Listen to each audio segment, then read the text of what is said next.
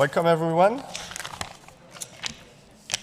I would like to mix up the protocol order. So, good afternoon. Welcome to the Doctorat Honoris Causa award ceremony for Professor Sabu Thomas here at IMT Minalbi. To open this memorable occasion, we're pleased to welcome Professor Vincent Chavria, Deputy Executive Director of the Institute Mines Telecom.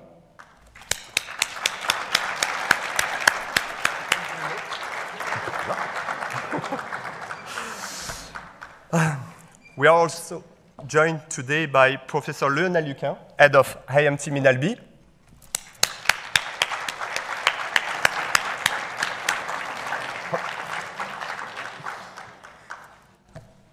Finally, let us welcome Professor Ange Niziou from IMT Minalbi and Rhapsody Laboratory. But of course, the spotlight today shines brightly on our honoree. Please give a warm welcome to Professor Sabu Thomas.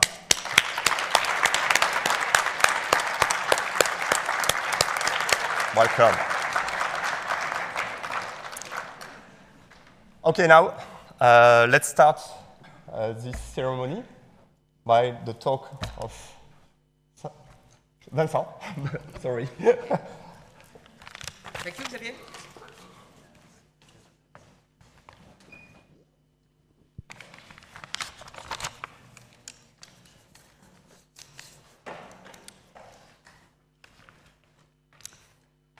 So, let's go.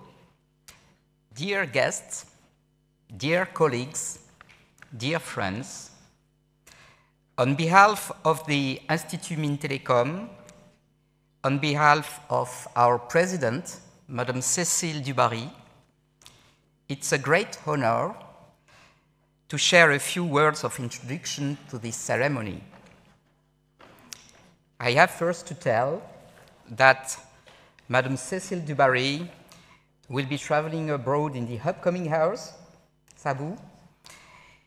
She is heading to the governing board of our European Alliance, and so she won't be with you today. And it is my duty and my real pleasure to replace her today. Did I make a mistake? No mistake? Okay.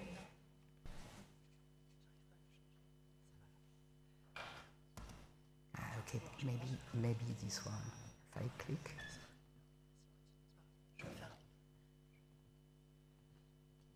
Okay. So I'll start with a few very general words about the Institute, and my colleague Lionel and also Ange will go into the specifics and about your career. Our group, the Institut Mines Telecom, or IMT in short, is the #1 group of engineering and management graduate schools in France. I speak about 8 first-class grandes écoles, and more precisely, 7 engineering graduate schools and 1 business school. In total, we have about 14,000 students. Our 3 core activities are #1, higher education, #2, academic and technological research, and also #3, innovation and economic development. As in many high-quality institutions, we conduct the most intensive research possible. We carry out academic research, contractual research, collaborative research, which form altogether the foundation, the basis of our excellent training programs. These programs include Master of Science, and I'm sure we have several students in the audience, Masters of Science, Master of Engineering, and also PhD. Placed under the ministry in charge of the economy, industry, and finance, we have strong relationships with the corporate world for both research and innovation and also education. At IMT, the scientific efforts are built around 4 strategic topics, 4 topics with the respect of the planet in mind. The first one is responsible industry of the future. The second one is digital sovereignty and sobriety. The third topic is health and well-being engineering. And last but not least, the fourth one is energy, circular economy, and societies. Since the 19th century, the Grande École of Institut Mintelecon have supported whole industrial and communication revolutions.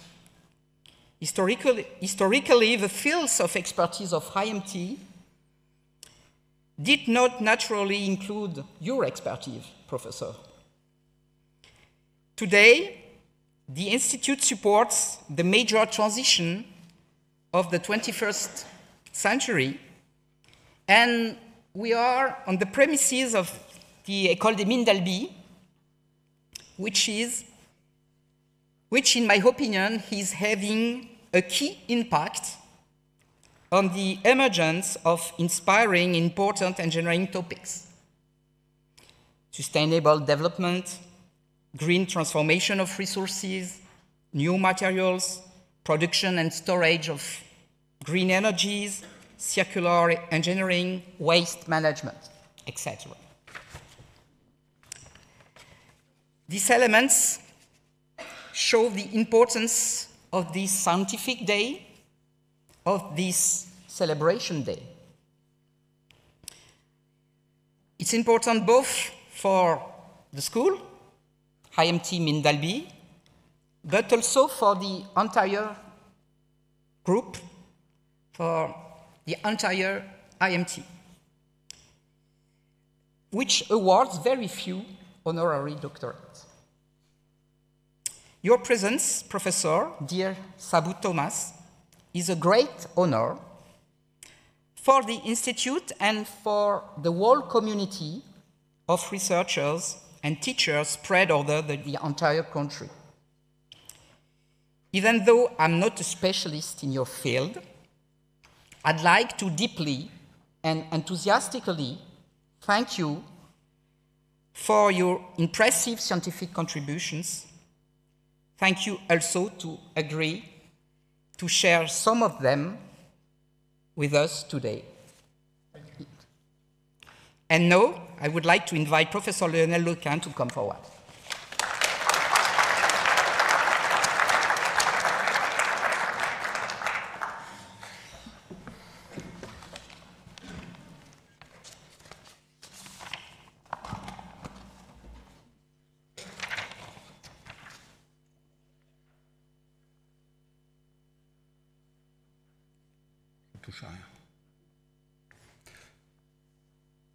Dear guests, dear colleagues, dear students, dear Professor Sabu Thomas.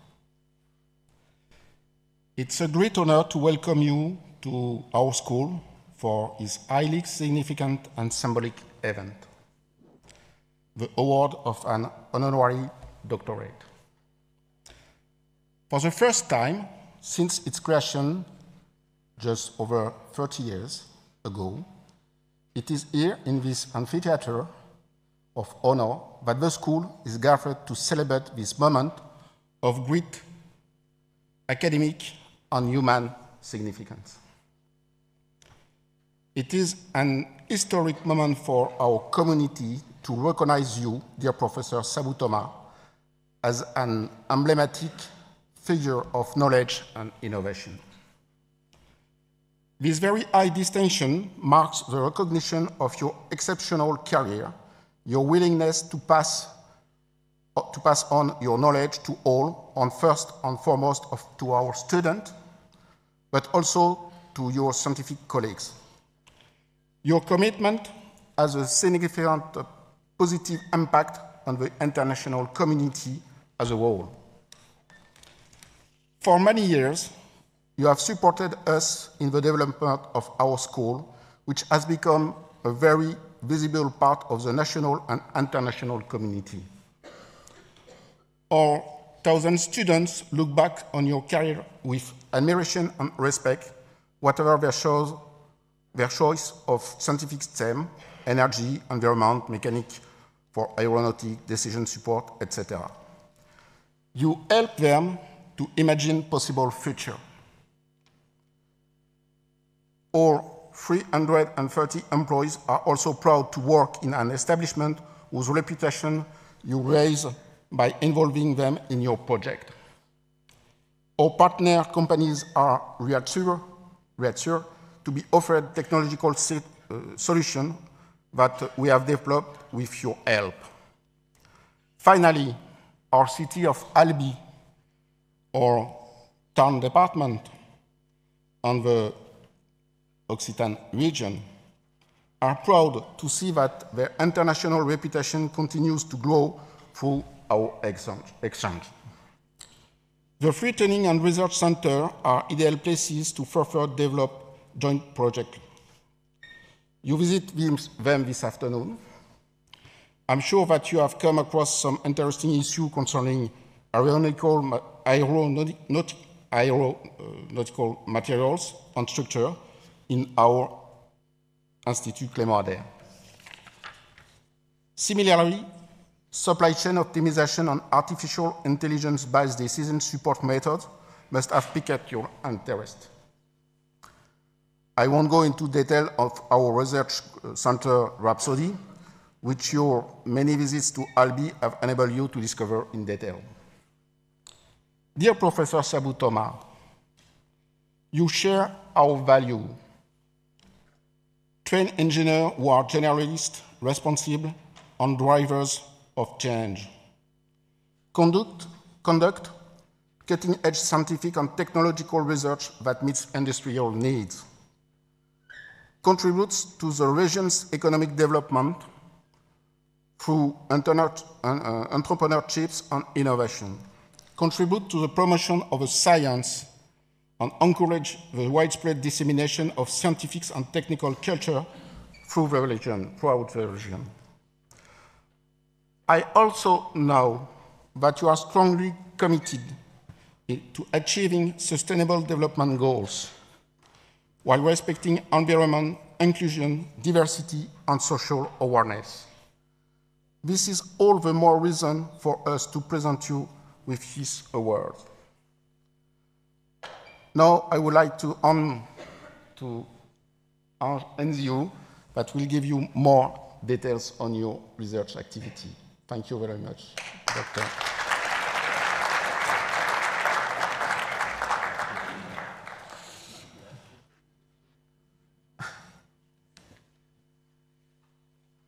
Okay, thank you, Lionel. It's a great day today, right? It's our first time here at EMTSA, and not IMT, Minalbi, to greet our long-time friend and collaborator with this distinguished grant. And what I want to do first is to say a few words about him as a colleague, as a researcher. I guess this is working. Yes. And I see on my screen. Yes.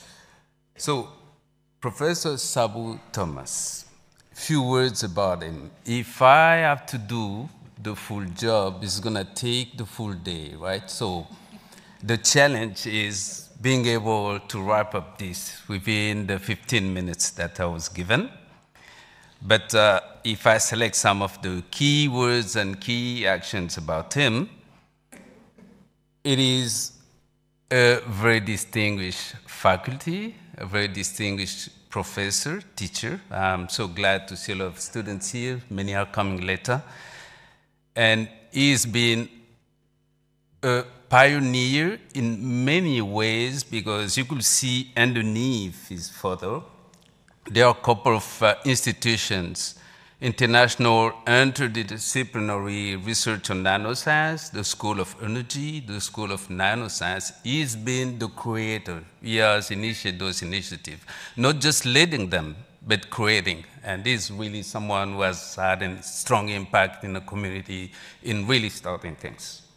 So, few words about his graduation. He graduated from one of the CLAB, Indian Institute of Technology, was in Gurpur in 1987, and then he spent some time in Canada, in Laval, in a cold place. I don't know how his wife Anne survived from the cold, because since he's complaining for the cold in Albi, where I think it's quite warm, right, Anne? It's 12 Celsius degree. But they were in Canada, in Laval, spent a good time, and he's been also in Belgium. But this is really a fair summary of what he's done, because we don't have much time, but he's done this kind of unbelievable ways to get here. And now he's been also one of the most distinguished positions is Vice Chancellor. For those who are not familiar, in let's say UK, English-like country, Vice Chancellor means the president. It's not the Vice President of the university, it's the president, because he acts on the name of the governor, that's why they say Vice, but he was the president of the university, Mahatma Gandhi. And under his leadership, the university has tremendously increased within the international ranking. He's brought this impact of constructing, as I showed in the beginning. He brought this dynamic at the university level, and to bring this in the polymer science among the best universities nowadays in the world. This is on his credit. So among this also he's done a lot of other activity that I'm not going over, but the most important is that one. And where is he from? Before I talk about the topic, I need to say a few things about him. So this is the map from India. You could see underneath this big country, the Kerala region, where he is from. It's an amazing place. I've done some search to identify what Kerala means. And so for the alam, if you go to the place, I've had a chance to go quite often, what you're going to see is the plantation. It's really land. Everywhere, it's land and water. Land of coconuts, land of rubber, land of spice, and then the lakes. Why I'm saying so? As a consequence, the economy is mostly based on agriculture, and it's a Christian place. Why I'm saying this? This is the only place in Asia when I went to teach, there were more women in classes than boys. It's something to notice in India.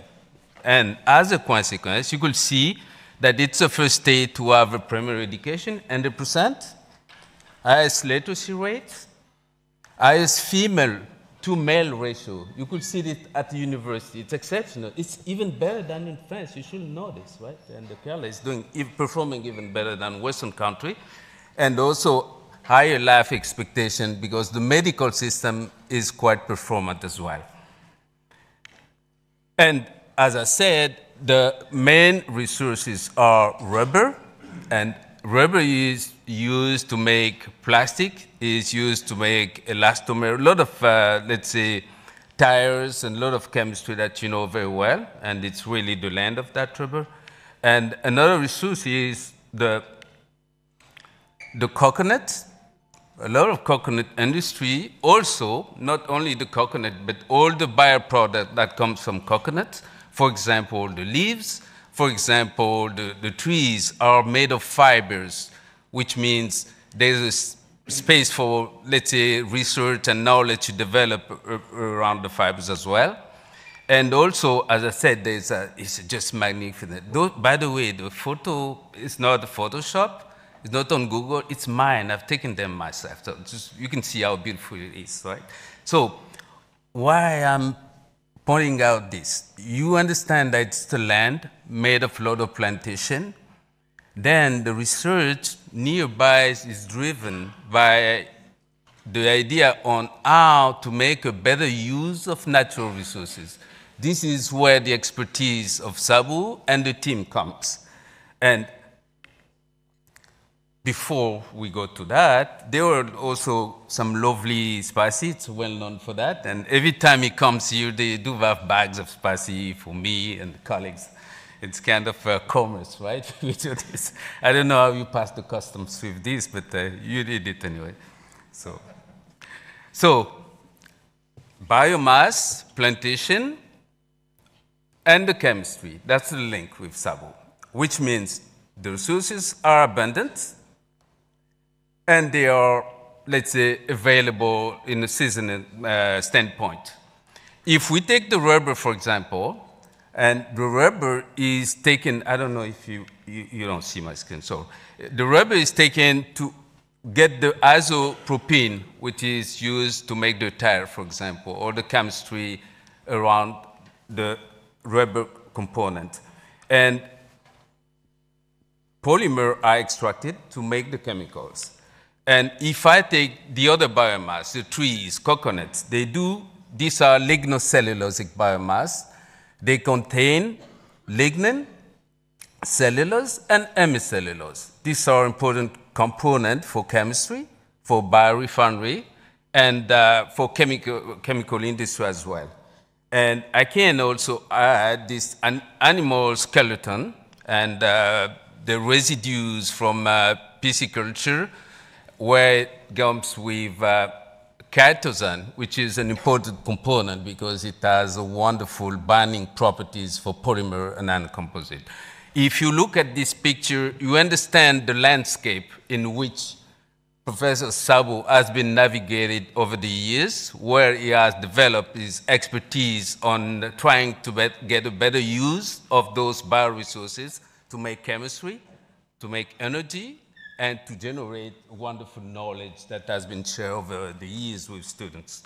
For example, if I get the chitin from the chitosan, this is a key component for binding. Instead of using glue, it has these binding properties that you can use.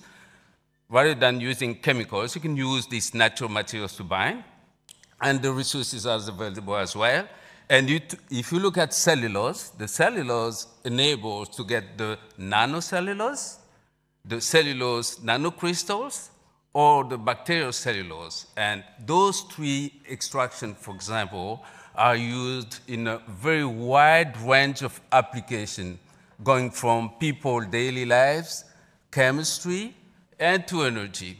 And this is where we see the competencies of Professor Sabu Thomas, who has been able, from this knowledge, from his hometown, where there are resources available, to develop an outstanding share of knowledge that he's sharing with us. As a matter of example, I will take this joint work we've done together. It was a PhD, double degree, between Mahatma Gandhi University and our university. The work was done by a PhD of us called Shane Peter. Now he's working in Belgium. And you could see on the right-hand side of the screen what could be done with the biomass.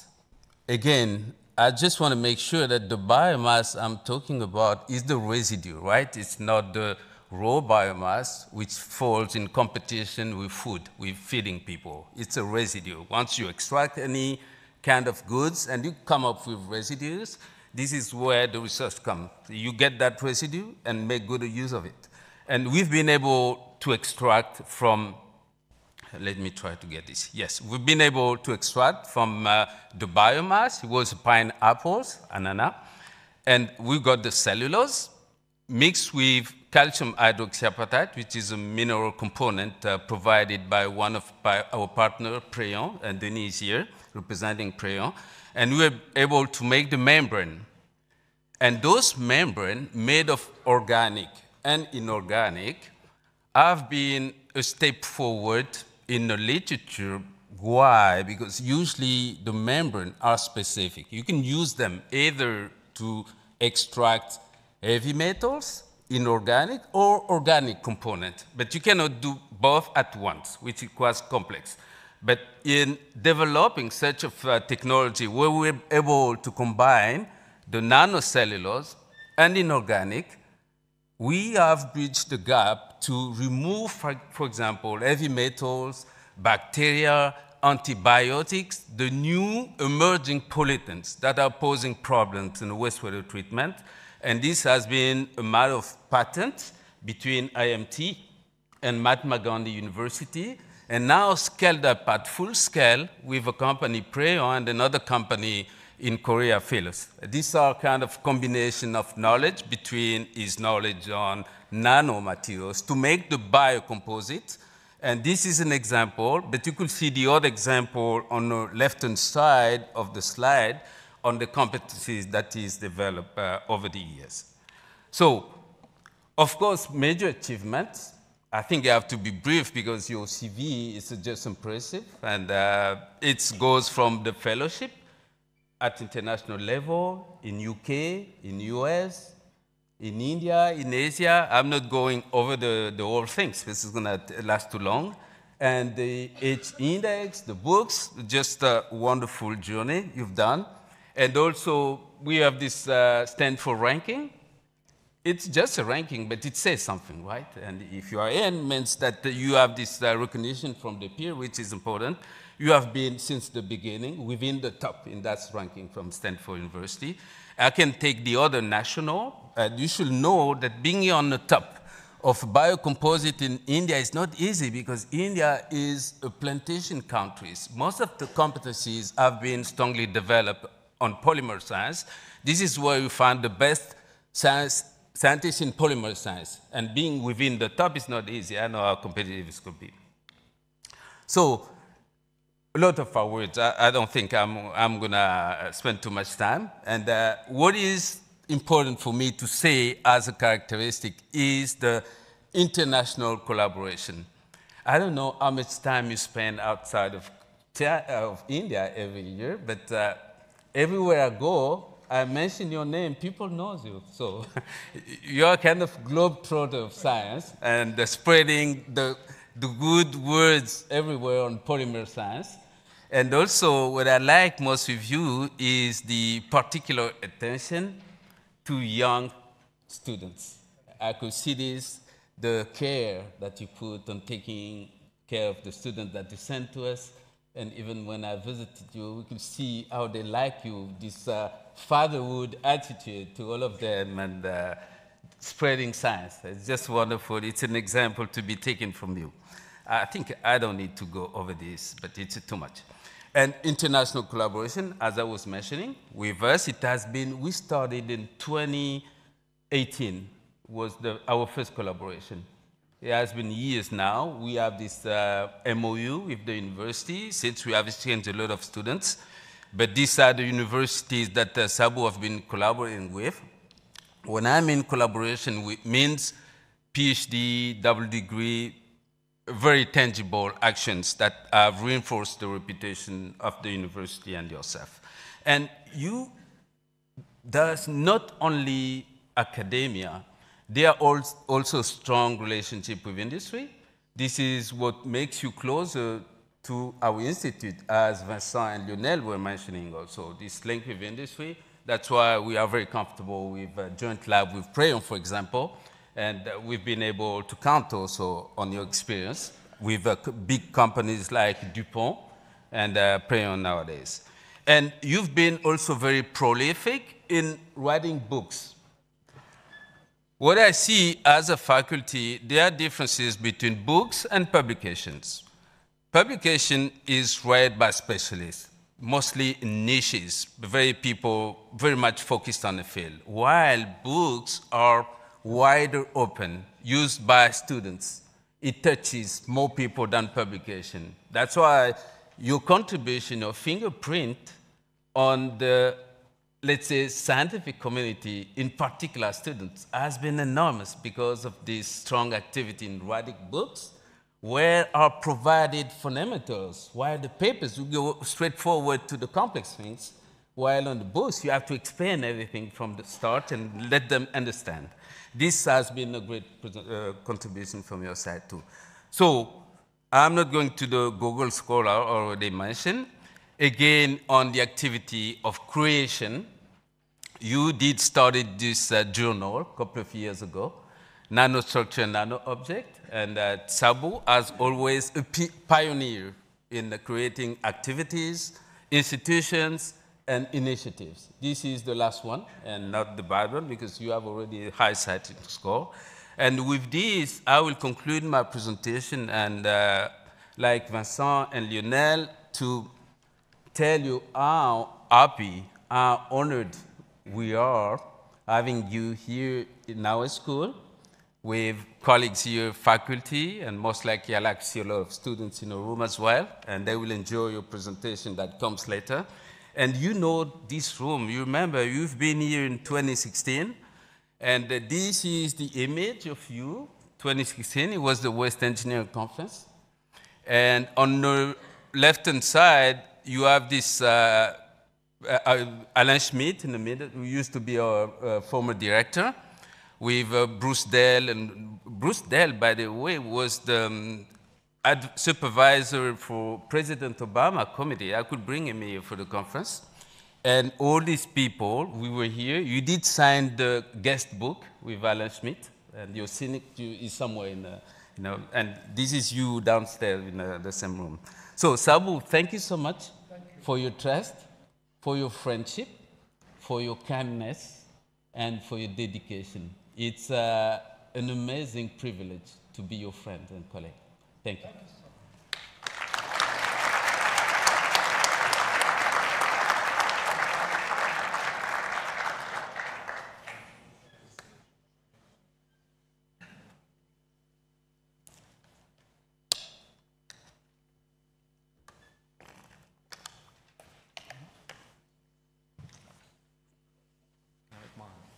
So, Sabu, I'll need you.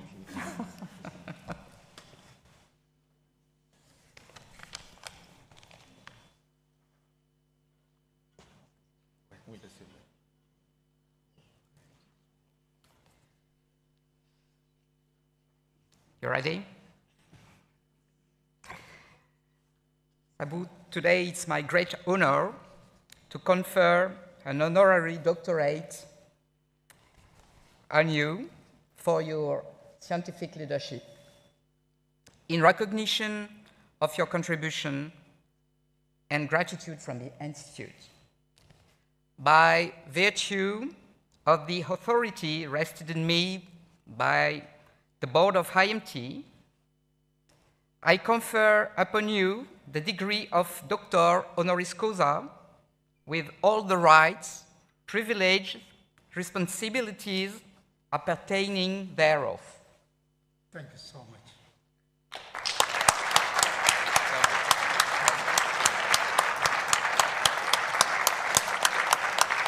Thank you.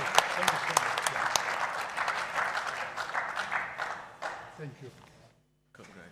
Thank you. Thank you so much. Have a few things more. Dr. Sabu Thomas, it's a great pleasure for me to give you this reproduction of a miner's lamp, which is a symbol, an historic symbol of engineering at the service of economy and safety and development of society. So it's a pleasure to give you this. Thank you so much.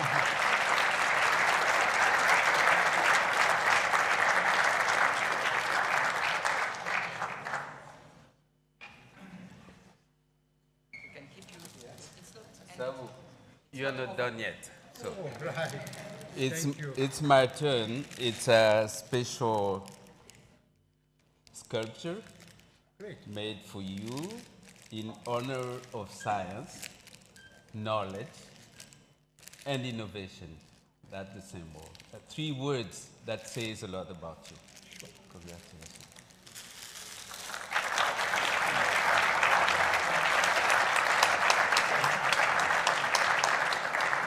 Thank you so much. Thank you. Thank you so much.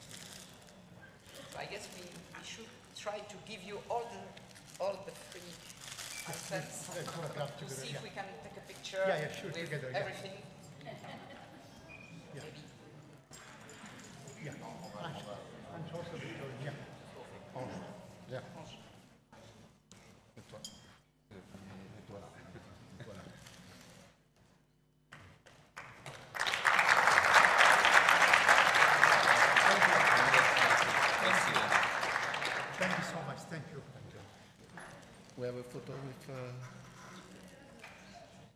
Yes, we have a photo with Head of science? Yes, IMT and Xavier.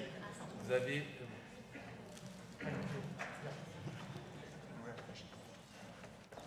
The scientists at the school. thank you. Thank you. Yeah. Hop, on se décolle un petit peu.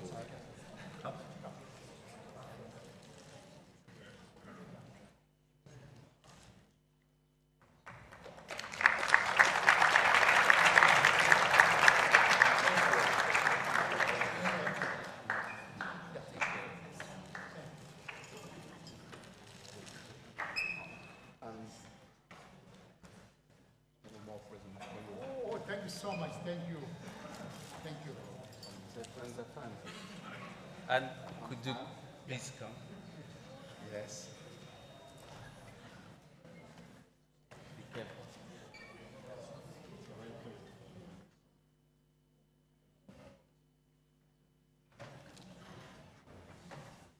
I have a photograph here, yeah. I have a photograph. Come, we'll have a photograph together. Yeah.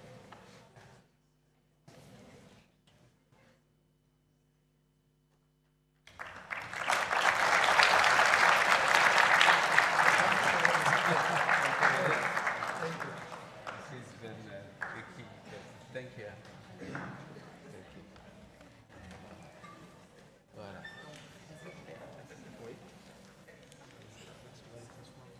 Est-ce qu'il faut qu'on se... Est-ce qu'il faut qu'on se les habille? Non,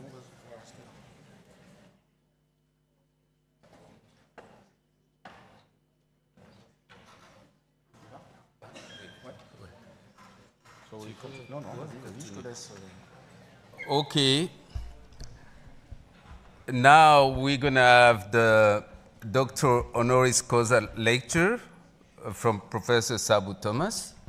And right after the lecture, we're going to have a panel discussion that follows the topic of discussion.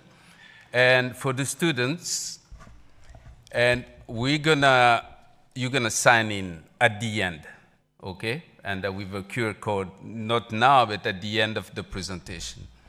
And also for those in the audience, vous pouvez poser des questions en français aussi. On traduira. Donc, ce n'est pas exclusif, il y a une traduction. Il va parler en anglais, mais s'il y a des questions en français, n'hésitez surtout pas. Hein, ce n'est pas obligatoire que ce soit en anglais. On traduira et il répondra, on fera la traduction. Voilà. But for students, the sign-in is going to be at the end. And Sophie, did I forget something? I'm all set? Sabu, the stage is yours. So, you remember, you can use forward, backward, forward, here. Yeah, this. I think you can use also the pad, Perfect, but this is Perfect, yeah. forward, backward. Yeah. Sure. Perfect. Okay? Yeah.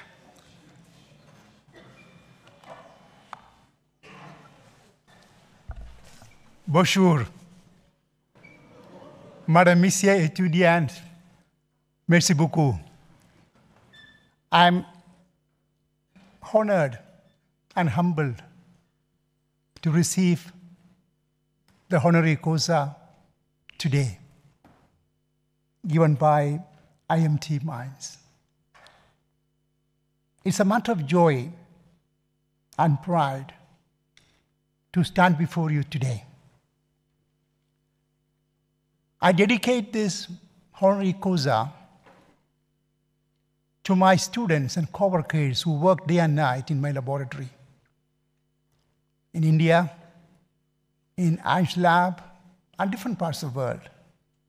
I dedicate this honoris causa to my collaborators worldwide, to my university, Mahatma Gandhi University, to IMT Minds, and also to the family. My wife is here.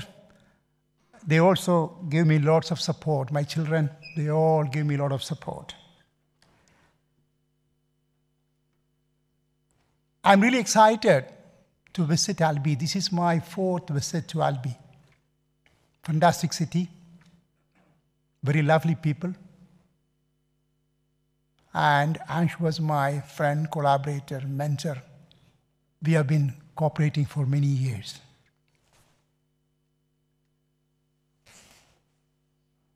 First of all, I like to thank Dr. Vincent Chavlet, Deputy Executive Director of Institute of Mines Telecom. And he took all the pain to come over here and to give me the Honoris Causa. I'm extremely thankful to Professor Leonard Lukin, the director of IMT Mines, Albi. And thanks are due to Patricia, Anais, Matthew, Nathalie,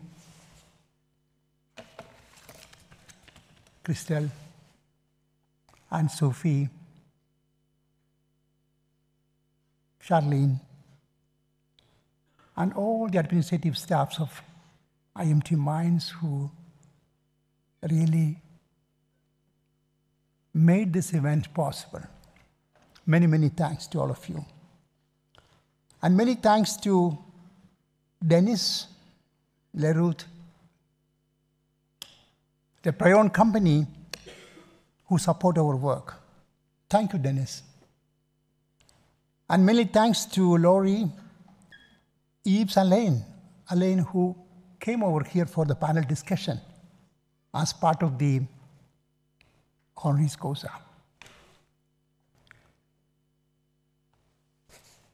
Let me tell you my long journey with Ange. I remember my first visit to this place was sometime in 2009, followed by my plenary talk at the Waste Engineering Conference. Last year also I was here for a short visit, and this is my fourth visit. Dear colleagues, in this academic cooperation, we have high level of output, good number of publications, books, book chapters, and so many students of Mahatma Gandhi University came over here. PhD students, master students, good number of books. So we did our best for the humanity, for the students. And thank you, Ash, for the kind cooperation, kind support, and friendship.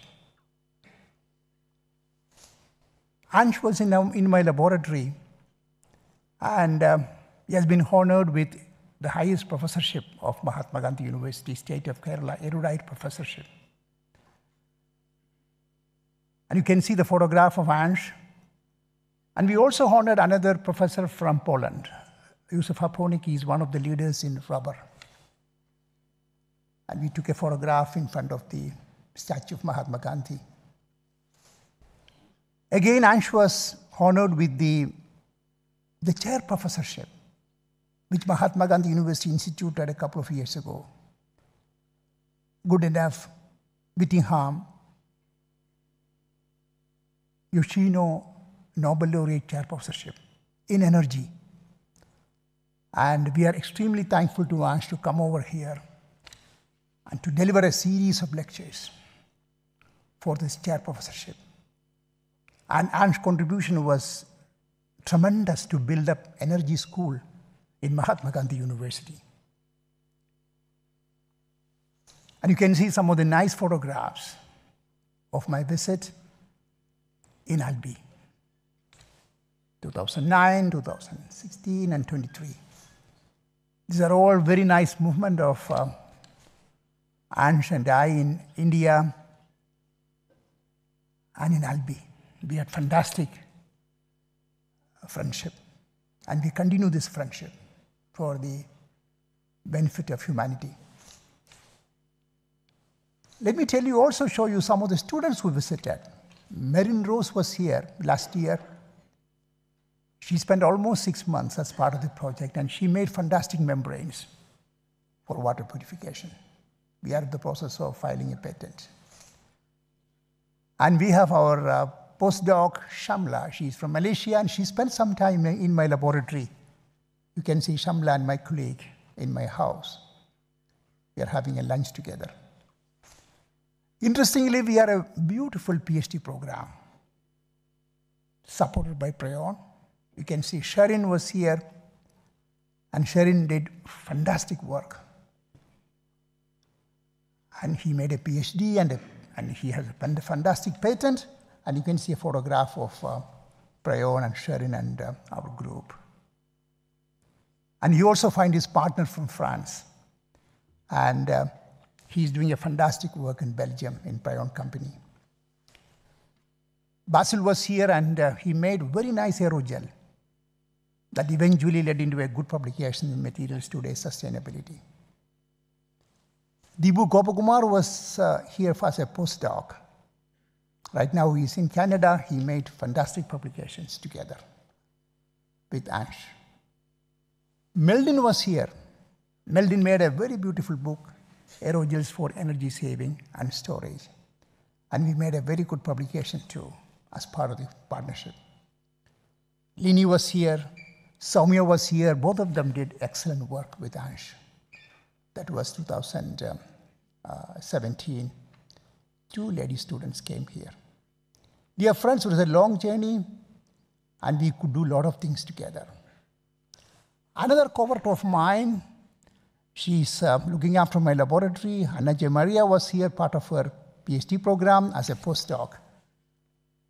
And this led to very good publications, 4 publications together. Dear friends, colleagues, students, I would like to thank the group of Ansh, led by Nathalie. Nathalie, thank you so much for your fantastic friendship and support and collaboration along with Ansh. This is a group of Ansh, who interact with us very closely. Dear friends, I'm extremely thankful to Alain, who inspired me to work in the field of nanocellulose. I consider him as the father of nanocellulose in the world. And Yves was my partner for many, many years. Still, we continue our collaboration. Even my first honoris causa was from University of South Brittany. And we work together. And 2 of my students are going to his laboratory probably within a month's time. And Yves visited us several times. And it's an excellent partnership between South Brittany and Mahatma Gandhi University. And dear friends, colleagues, students, I cooperate maximum with France because I'm impressed by the French culture. The French people always respect other culture. So I really love to be part of France and to cooperate with French universities. Now let me come to the topic today. As Ansh mentioned, I'm going to talk about how we can make advanced functional materials from agricultural residues, agricultural waste. That's the main core topic of my research. And dear friends, colleagues, students, I have 2 affiliations now in Mahatma Gandhi University as an emeritus professor heading 2 schools, and the chairman of the Science Park of Kerala. I'm building up a science park. Yves is also director of a science park in South Brittany, so we have lots of interaction. And dear friends, Mahatma Gandhi University was the first university in the country. We started in 1983, commemorating the father of our nation, Mahatma Gandhi. Our university was the first in the country to be named after Mahatma Gandhi. And he taught us the principles of self-reliance.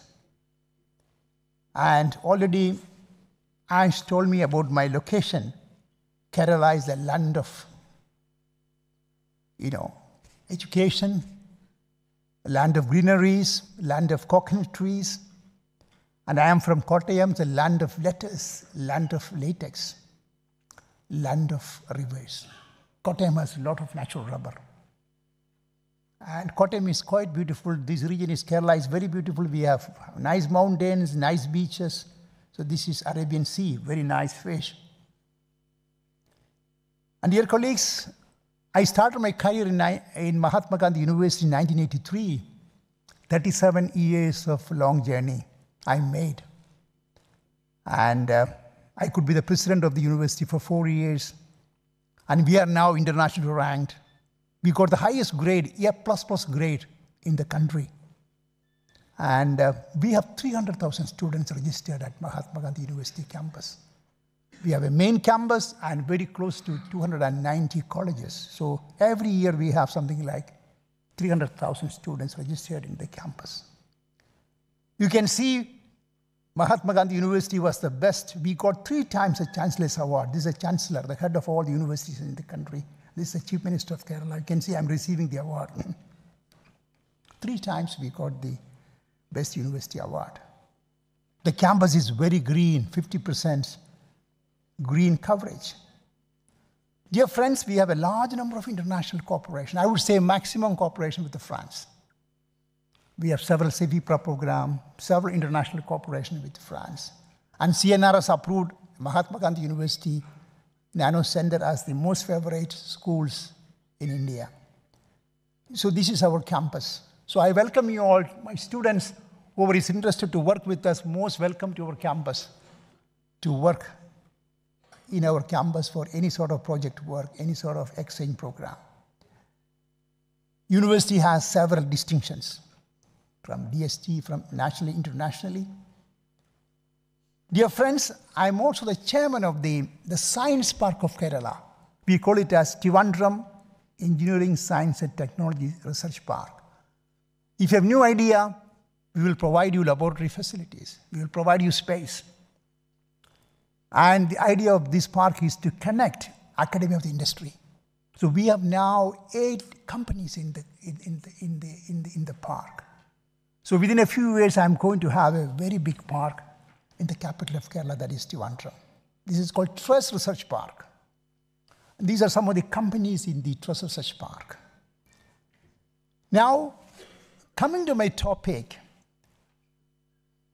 biomass has a lot of relevance. If you look at the Paris Agreement, dear colleagues, Paris Agreement says we have to keep the temperature increase within less than 1.5 degree. How can we do that? The only way is you reduce CO2 emission by 45%. That is the core of Paris Agreement. How can you achieve that? The only way to achieve this, you have to move to more of biomass. Dear friends, our Prime Minister, Mr. Modi, has given 5 guarantees to the world. India has 5 guarantees to its climate action.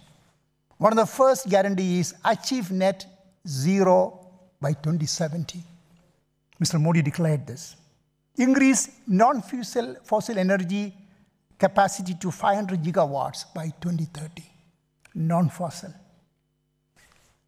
The third was meet 50% energy requirements from renewables by 2030. Reduce total projected carbon emission by 1 billion tons from now till 2030. This is a very important step because we have a huge population. Look at the 5th policy remark of Mr. Modi, reduce carbon intensity of the economy by less than 45% by 2030. How can we achieve this? Mr. Modi again mentioned 4 important points to achieve this goal. Focus on renewable energy, renewable power. The second important pathway he mentioned was focus on new technologies, efficient technologies, less energy-intensive technologies. And the third point he indicated is increase adoption of electric vehicle. Kerala is going to be the most important place where a lot of electric vehicles, our park is going to play a very big role in this regard. Coming to sustainability and circular economy, dear friends, circular economy is a path towards sustainability. Without circular economy, you cannot achieve sustainability. When you look at sustainability, we have to consider various points. One is conservation of resources. Our resources have to be used very carefully. We have to take care of our ecosystem, our environment, economic development, economic sustainability. Inclusiveness, social inclusivity is very important. We have to reduce the gap between the rich and the poor. And the way to achieve sustainability is circular economy. You see, we have to use a lot of wind energy, electric cars, solar power. We have to have lots of greeneries. And when you look at the circular economy, we are going to have a discussion meeting, panel discussion on these aspects today. When you look at circular economy, you have to have the raw materials.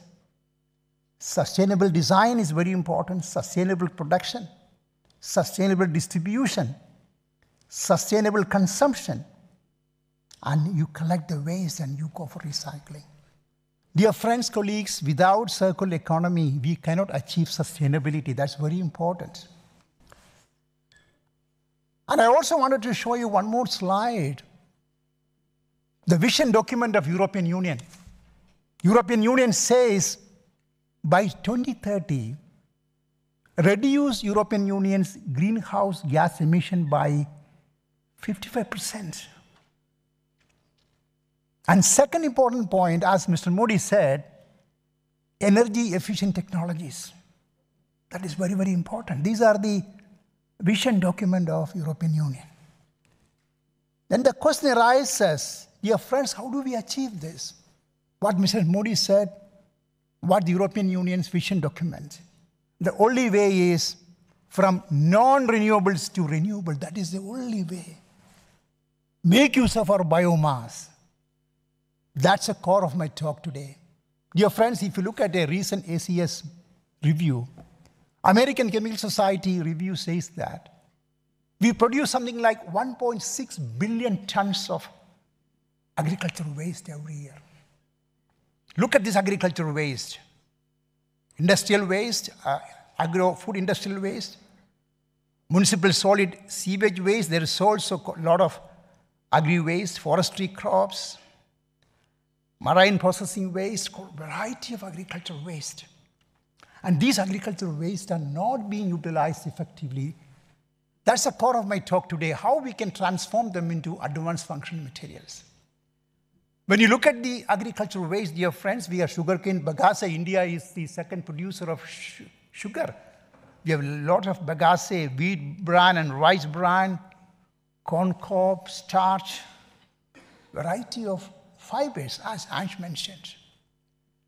And if you look at the worldwide production of these agricultural waste, I would say wood fiber is number one.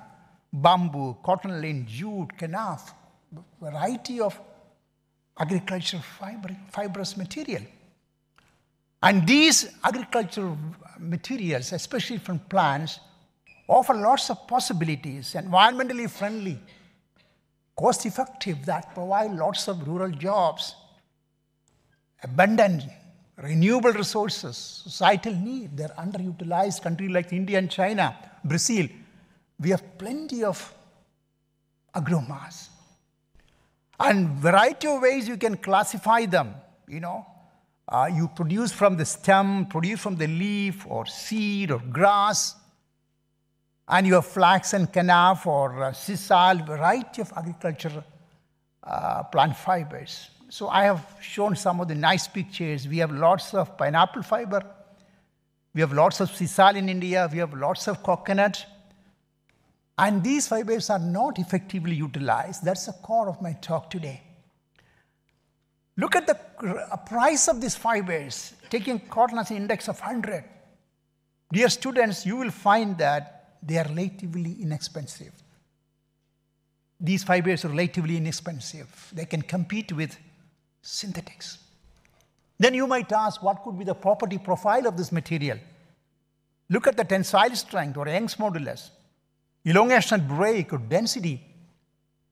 And if you look at the specific properties, specific modulus, specific strength, they can compete with synthetic. They can compete with glass fibers. If you look at the density of these fibers are low, so specific properties are quite high. And Professor Ansh already indicated the constitution of these fibers. Essentially, they are cellulosics.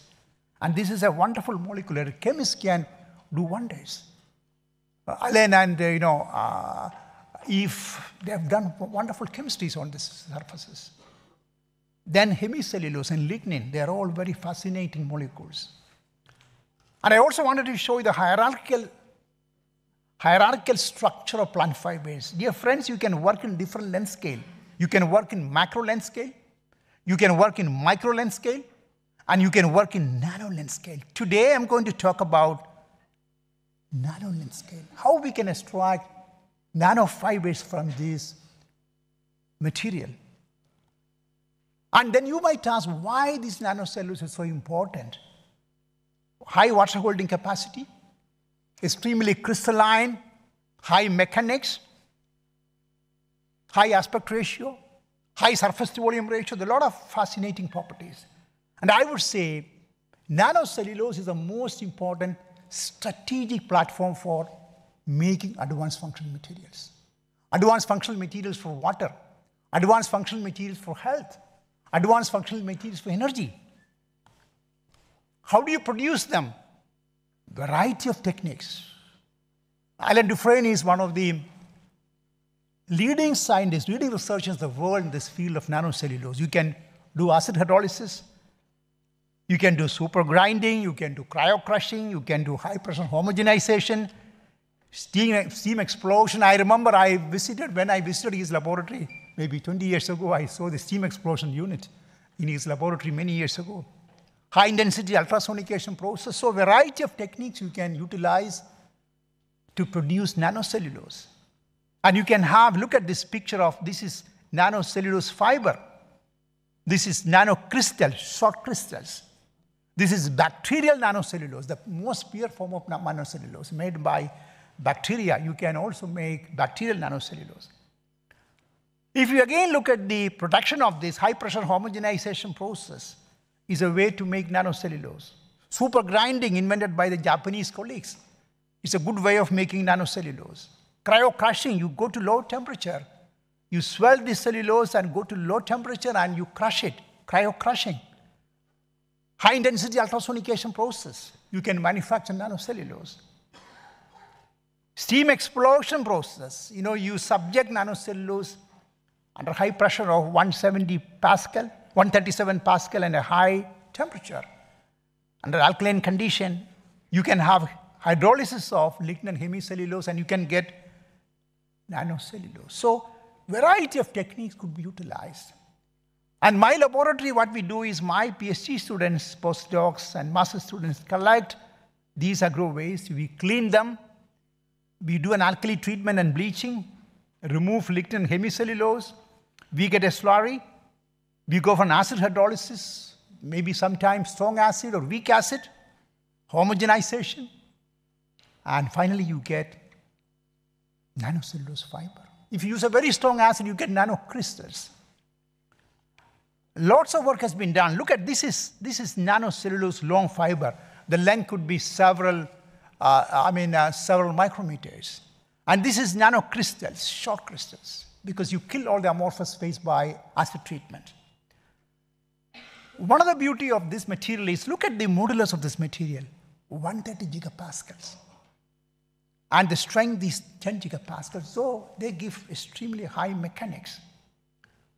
You see some of the nice nanocrystals made by a Mohammedan group. There are a lot of people worked on nanocrystals, nanocellulose, bacterial nanocellulose.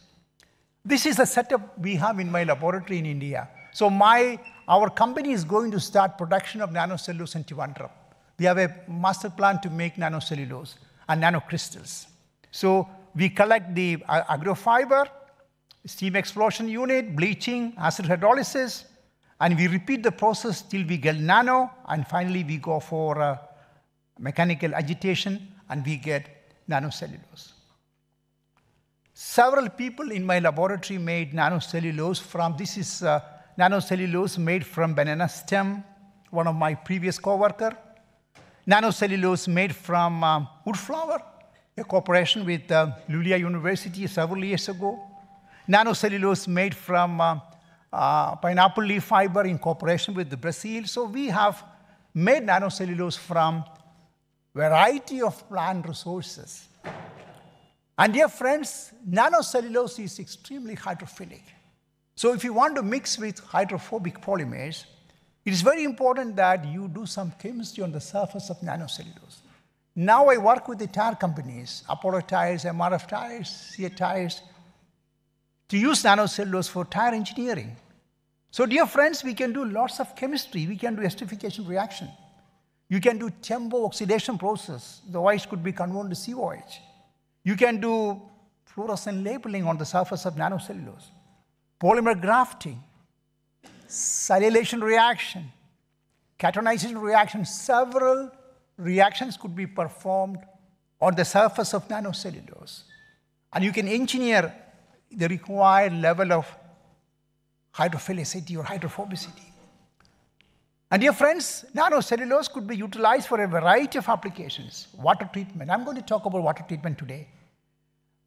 Medical applications, food packaging, electrical and optical application, cosmetics, textiles, variety of energy, variety of applications you can utilize them. Let me show you some of our work we did. I had a brilliant PhD student, and he happened to be Ansh postdoc. What we did is, we looked at the commercial filters of water purification. They are made of bilayer construction.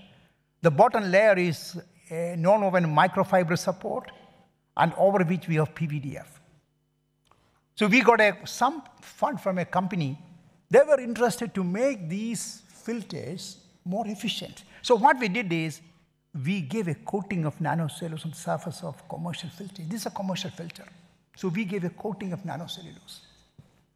We did different types of coating, spray coating, dipping, several things we did. But dear friends, we also did some interesting chemistry. We reacted nanocellulose with Meldrum's acid.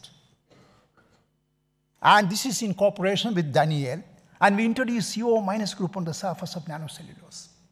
So we did some chemistry. And our interest was to remove crystal violet dye. I can show you a very nice graph. Look at this graph. This is absorption of crystal violet dye from the water.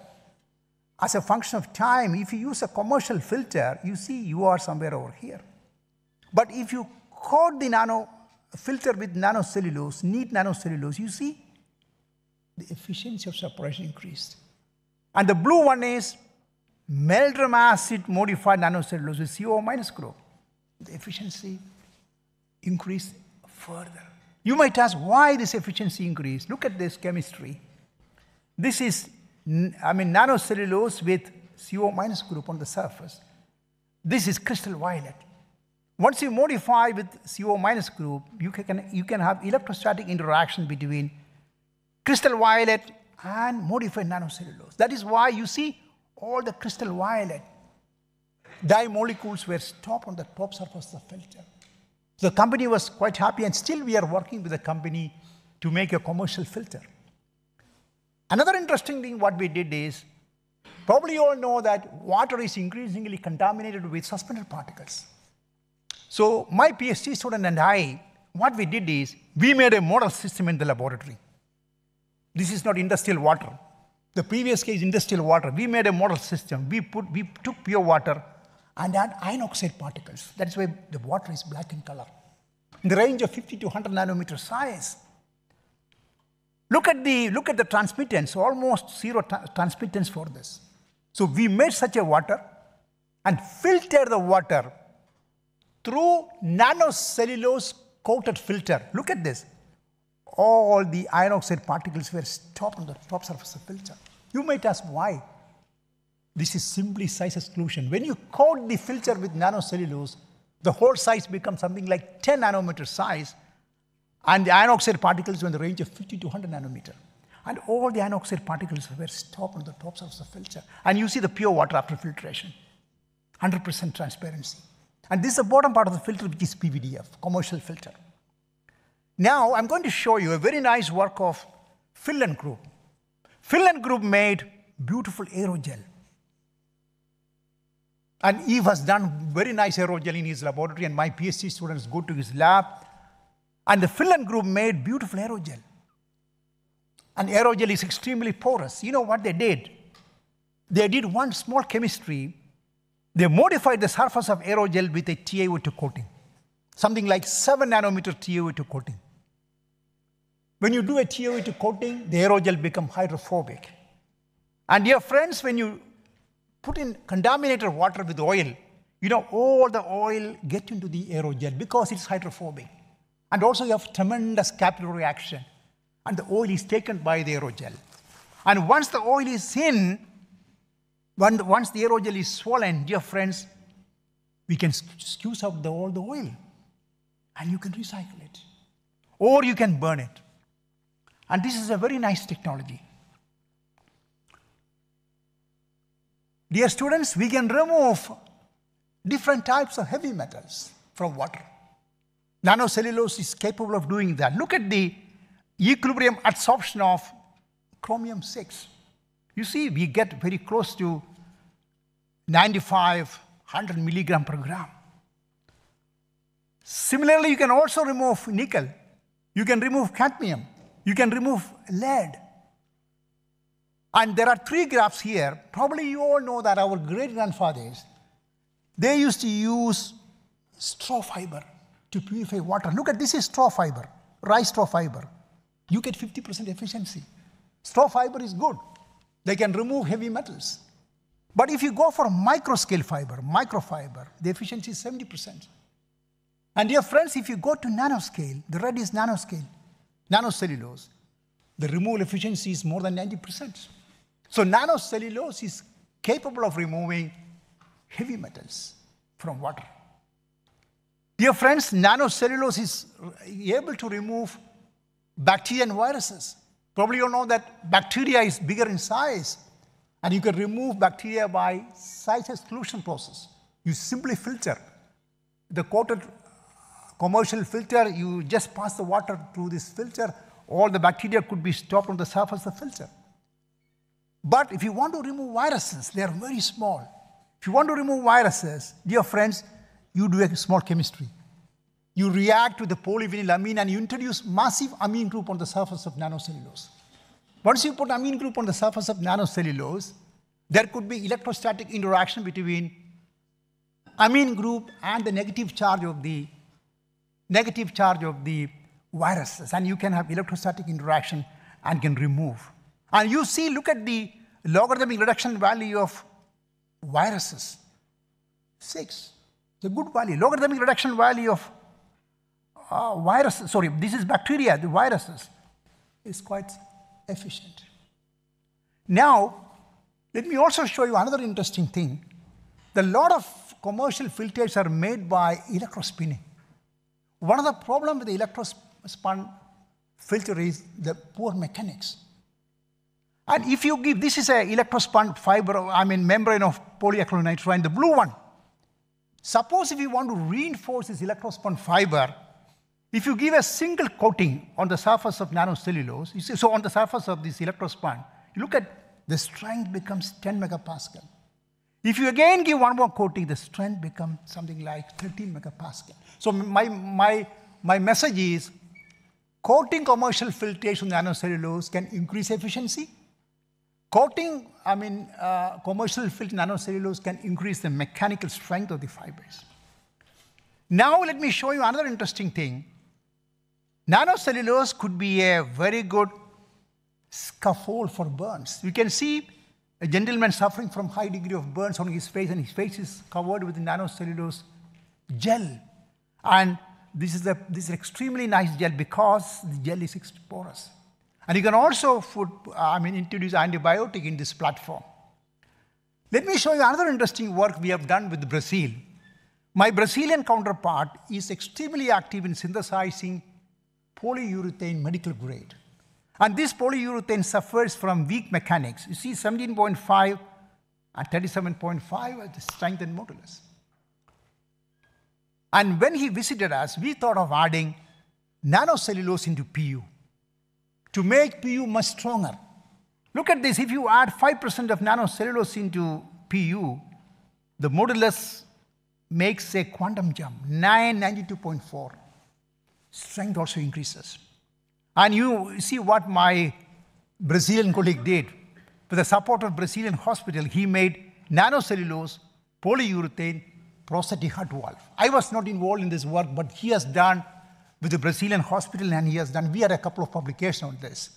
And my Brazilian counterpart has a patent on this. Now let me show you another interesting work. Nanocellulose could be a good platform for wound healing application.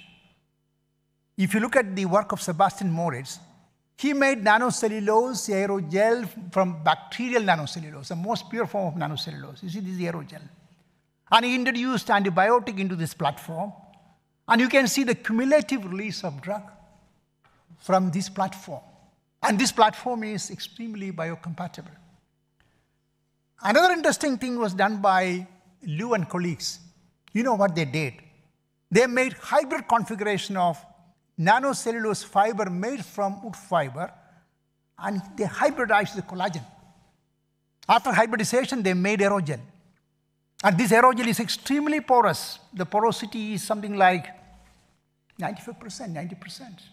And water holding capacity of this aerogel is 4,000%. And Liu and colleagues projected it as an excellent wound healing material. It can take up all the pus from the wound, and the wound becomes dry. You can also introduce antibiotic into this platform. Now let me show you some of the important applications of nanocellulose for sensing electromagnetic shielding applications. If you combine nanocellulose crystals and CNDs together and mix with the natural rubber latex, and you go for a mixing and coagulation and compression molding, dear friends, you can make 3D hierarchical structure. And you might ask, why do we mix nanocellulose and CND together? The point is, if you mix them together, look at the percolation process. It can make a beautiful percolating structure beyond 1 CNT volume fraction. But if you take only CND, the black one, you get a percolation beyond 6 volume percent of CNT. So if you combine nanocellulose and CND together, the percolation concentration of CND could be reduced to a very small fraction. And dear friends, look at the strain sensing action of this. It's extremely good strain sensor. You stretch it, you break this network of CNT. You release it, the network is again formed. You stretch, you release, that is a strain sensor. Similarly, you can do a very interesting work. You mix nanocrystals of cellulose and graphene oxide. Mix with the natural rubber latex. Mixing and coagulation, you dry it. Compression molding, you get a beautiful hierarchical network of graphene oxide. Again, this is a beautiful strain sensor. Look at the strain sensing action of this. It's a beautiful strain sensor. Why? Because graphene oxide forms a network, beautiful network. Another important point is if you use only in graphene oxide, you see the percolation threshold very close to 1 volume fraction of graphene oxide. But if you combine these two, the percolation threshold of graphene oxide could be reduced to lower concentration. So there are a lot of interest in hybridizing nanocellulose with conducting fillets. Now let me show you, dear friends, this could be utilized for energy application, energy storage application. I wanted to show you very nice work of Lipping, Wang and group. Lipping, Wang and group, you know what they did? They made aerogel of nanocellulose. And then they go for a pyrolysis, high temperature pyrolysis, 900 degrees Celsius, they pyrolyze. And dear friends, they made beautiful carbon aerogel.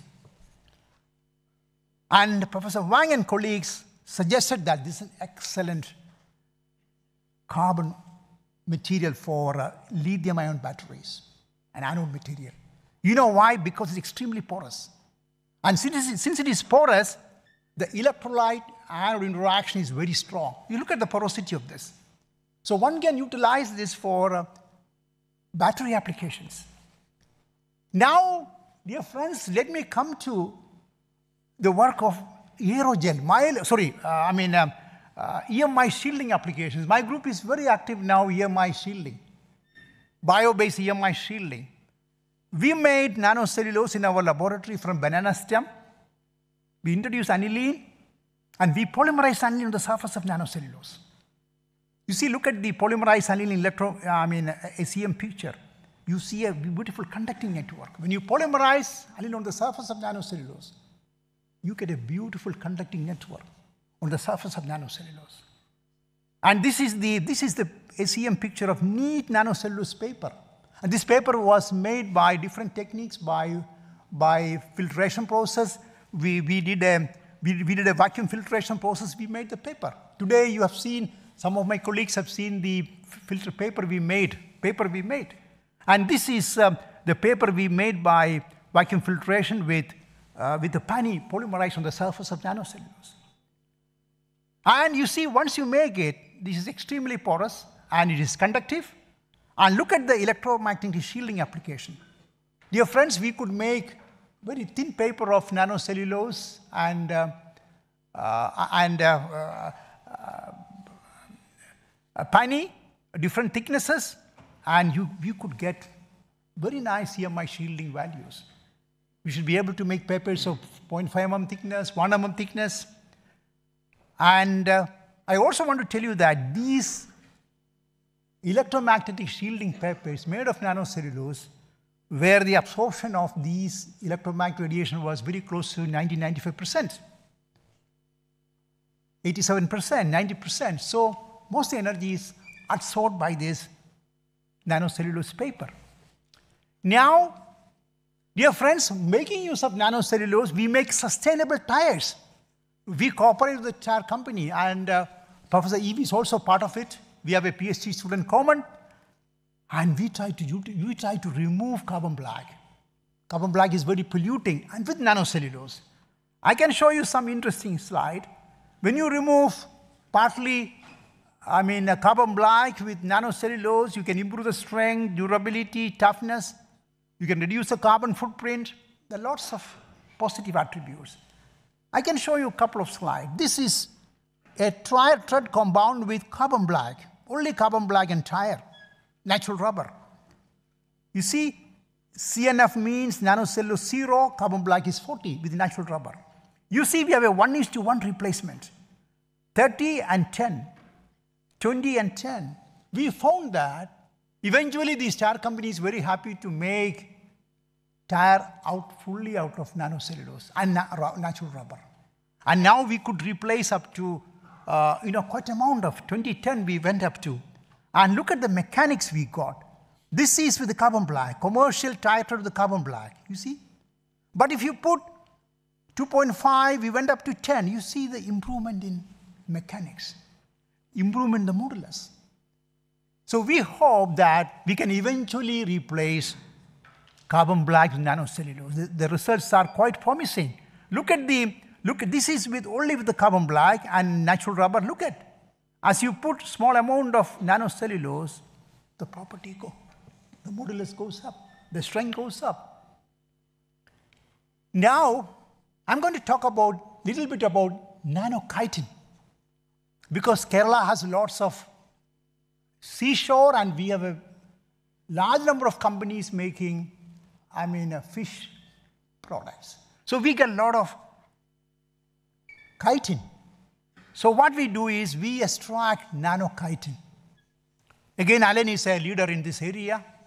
We make a lot of nanochitin, and you see you can make nanochitin crystals or nanochitin fibers. Simple extraction process. You collect the waste, particularly the shrimp or such fish or prawn shells you collect and do the acid washing. You can make nanocrystals or nanofibers. Dear friends, I'm going to show you one slide of Professor Huang.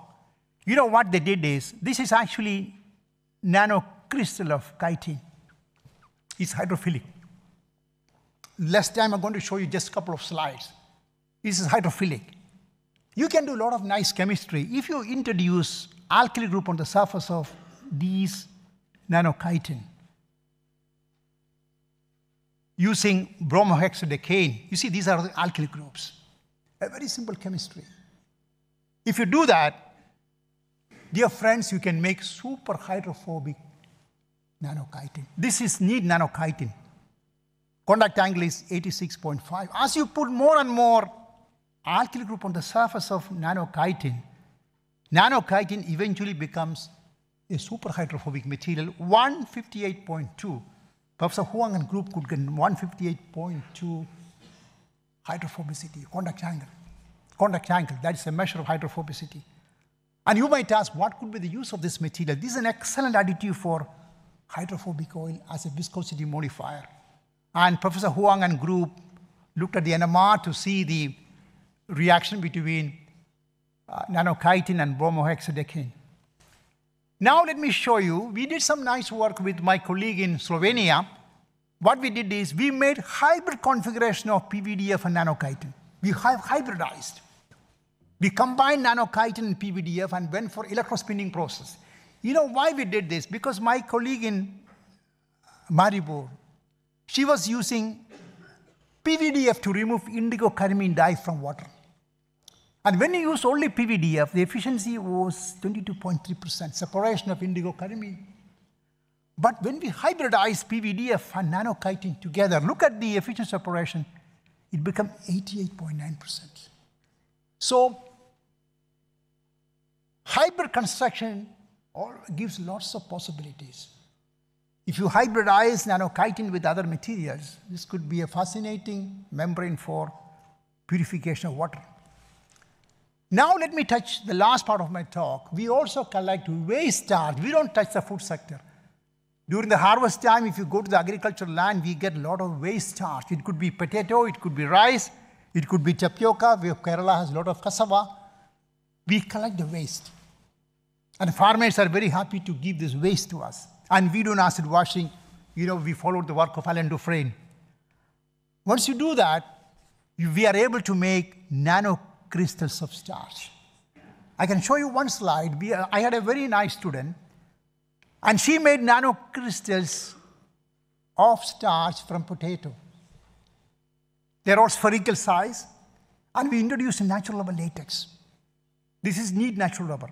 If you put 5, if you put 10, 15, and 18, you can see natural rubber is transformed into a high modulus material. The strength increases, the modulus increases, and you can see nanocrystals forms a beautiful network inside natural rubber. So this could be a fascinating material for a variety of applications. Now I'm going to conclude my talk. My message to all my young students: agro wastes are fascinating material, don't throw away. You can make advanced functional materials for water purification, advanced functional materials for electromagnetic shielding applications, advanced functional materials for batteries, functional materials for wound healing applications. So variety of applications you can utilize them, whether it is fish waste or whether it is plant waste or starch waste. Transform them into beautiful functional materials. And message to all my students: can we make a zero waste planet? The answer is yes. We have to intelligently utilize all these materials. And nanocellulose and nanochitin, nanostarch are very fascinating materials that could be utilized for a variety of applications. So I would like to thank my co-workers. They work day and night in the laboratory. I would like to thank Professor Sienna Rao, who was very supportive in giving me a lot of projects. And lots of projects with France in the PICS program, India, Sweden, India, Slovenia, to us. Then we had the CEFIPRA program with France, TAR companies. Many thanks to Ange, many thanks to Yves, many thanks to Alain, inspiring us, and my collaborators worldwide. And dear friends, I'm the editor of Nanostructures and Nano Objects. Those who work on nano, please submit your articles to this journal. There are no charges. It's a traditional journal. Site score is 10. We are still waiting for the impact factor. And this is my group. You can see the photograph of Yves here. When he visited, this is a photograph of Yves. You can see photograph of Yves with our group. This is our recent photograph. This is our nano group. And some nice pictures of Kerala. You have every reason to visit Kerala. This is Kathakali. This is a tea plantation. This is our, the canals, the waterways, elephants, nice temples, Mohiniyattam. So you have every reason to visit Kerala. Welcome to Kerala. And dear friends, we have an international conference on polymers and nanomaterials in March 21, 22, 23 in Mahatma Gandhi University. Most welcome. Thank you very much for your patient hearing. Thank you.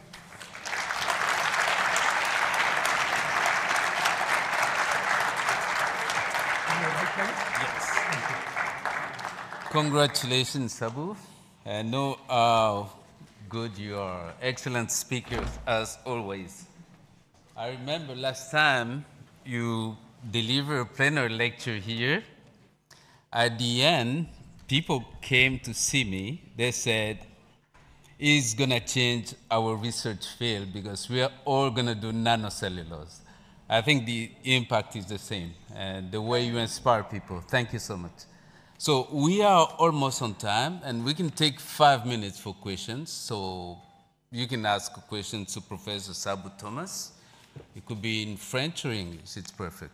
By the way, I forgot to tell you, today is his 4th Doctor Honoris Causa. It's not the first time. So it's the 4th time he got recognized as a Doctor Honoris Causa. Thank you so much. Yeah. Questions? Any question for anyone from the audience? Okay, Sabu, I can start. Yeah, please start. Yeah, sure. Thank you, Mr. Roland. Thank you for coming. And Sabu, you have been talking about nanocellulose and nanochitin in most of the, let's say, lignocellulosic biomass, which is the most abundant species. You do have lignin as well. And have you ever done something with lignin or nanolignin or not? Could you comment on Yes. that? This is a very important question. We remove lignin from cellulose, and we collect this lignin, and we utilize lignin as a matrix polymer. This is also one of my important activity. Of late, I have a project on making nanolignin. That's again a very fascinating molecule, nanolignin. You can utilize for a variety of applications. So right now, I have a PhD student working on lignin-filled composite materials. We make the lignin out of cellulosic structure.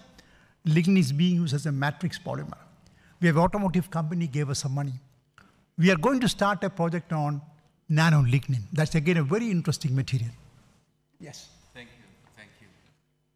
Other question? So you still have time. We're going to move to the panel discussion now and to keep up on time, but you should have time for questions as well. Let's congratulate Sabu again. Thank you so much. Thank you.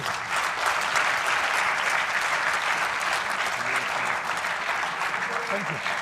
Thank you, Doctor. Thanks. Merci. So now I'm going to call on, let me see, this should work. We're going to have a panel discussion now, and the topic's going to be alongside what Sabu just mentioned, and we're going to focus more on the link between the biocomposites, all these new trends of making sustainable materials, how this stands in regard to the sustainable development. So it's going to complete a little bit his talk because it's going to touch on a little bit on the sustainability side. For this, out of Sabu and myself, we're going to have Professor Laurie Hamelin from inside of Toulouse. Laurie holds the chair on sustainable transition towards low fossil carbon economy. Laurie, could you join us, please?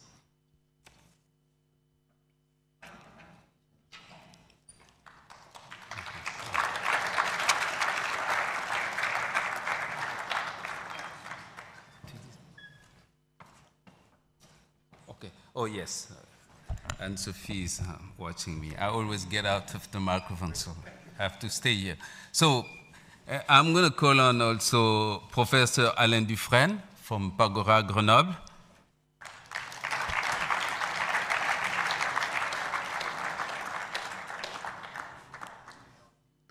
And then the last one is Professor Yves Goins from University Sud de Bretagne. He's director of the composite platform.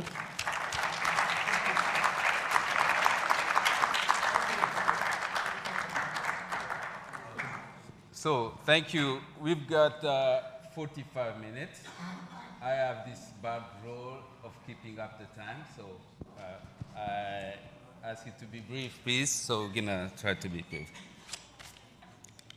So this is the chart that Sabu has shown on the sustainability when applied to sustainable biomass. Again, what is at stake here is not using biomass. That is mostly, of course, crops are made for feeding people. It is about waste of biomass. Once you extract the value, such as food, and come up with some residues, all the science, all the development of biocomposites is going to come after you get the value for medicine from food, right? It's about waste. And then it goes within this cycle where you can make materials, and you keep track also on the end of life of materials. What's going to happen once you use the materials, instead of letting them go into the garbage, you could come back to the economic cycle. And you could do this mostly with plant, and it comes with key issues such as the raw materials, the land use, which is competitive, and the water uses, because you need water to water the cultivation and so on. So it comes with some issues as well. So for this short time panel discussion, we are going to cover the following topics that go from the feedstock. You could see the biomass. We do have a diversity of competencies here. We're going to take advantage of this. For example, Alain, Sabu, and myself are mostly on the biomass side, on the ground, while Yves is specialist of all the marine biomass, so he's going to cover that aspect. And Lori is transversal because she's going to cover the value chain on the sustainability. So these people are going to cover all these topics. I think what we could do now, Sabu, you wanted, since I told you that we're going to have a couple of students, if in a shorter time, like 4 minutes, could you give some definitions? Because we're going to use a couple of terms, biopolymer, biocomposite. What does that mean, okay? Just to make sure that we understand something. I'm going to call on you, Sabu. Could you come back, please? Yeah. These are your start on definition. Yeah. Maybe, dear students, you know, I'm going to talk to you about circular economy. In my talk, I already mentioned that circular economy leads to sustainability. So in order to explain circular economy, I will start with what is linear economy. Look at this picture of linear economy. Linear economy means you have the resources, you make a product out of it, you sell the product, consumers use the product, and you have the waste. And if you look at the linear economy, you produce lots of waste. And we utilize lots of our resources. So linear economy is resource intensive. Use lots and lots of resources are being tapped. You generate high amount of waste because these wastes are not recycled in a linear economy. And linear economy also focuses on continuous production consumption. Dear friends, dear colleagues, that will make a huge impact on our environment because these wastes are not recycled or reused. That is why I mentioned the impact of linear economy is huge.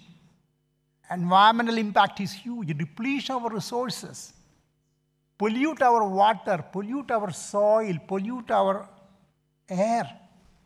Our ecosystem is destroyed by linear economy.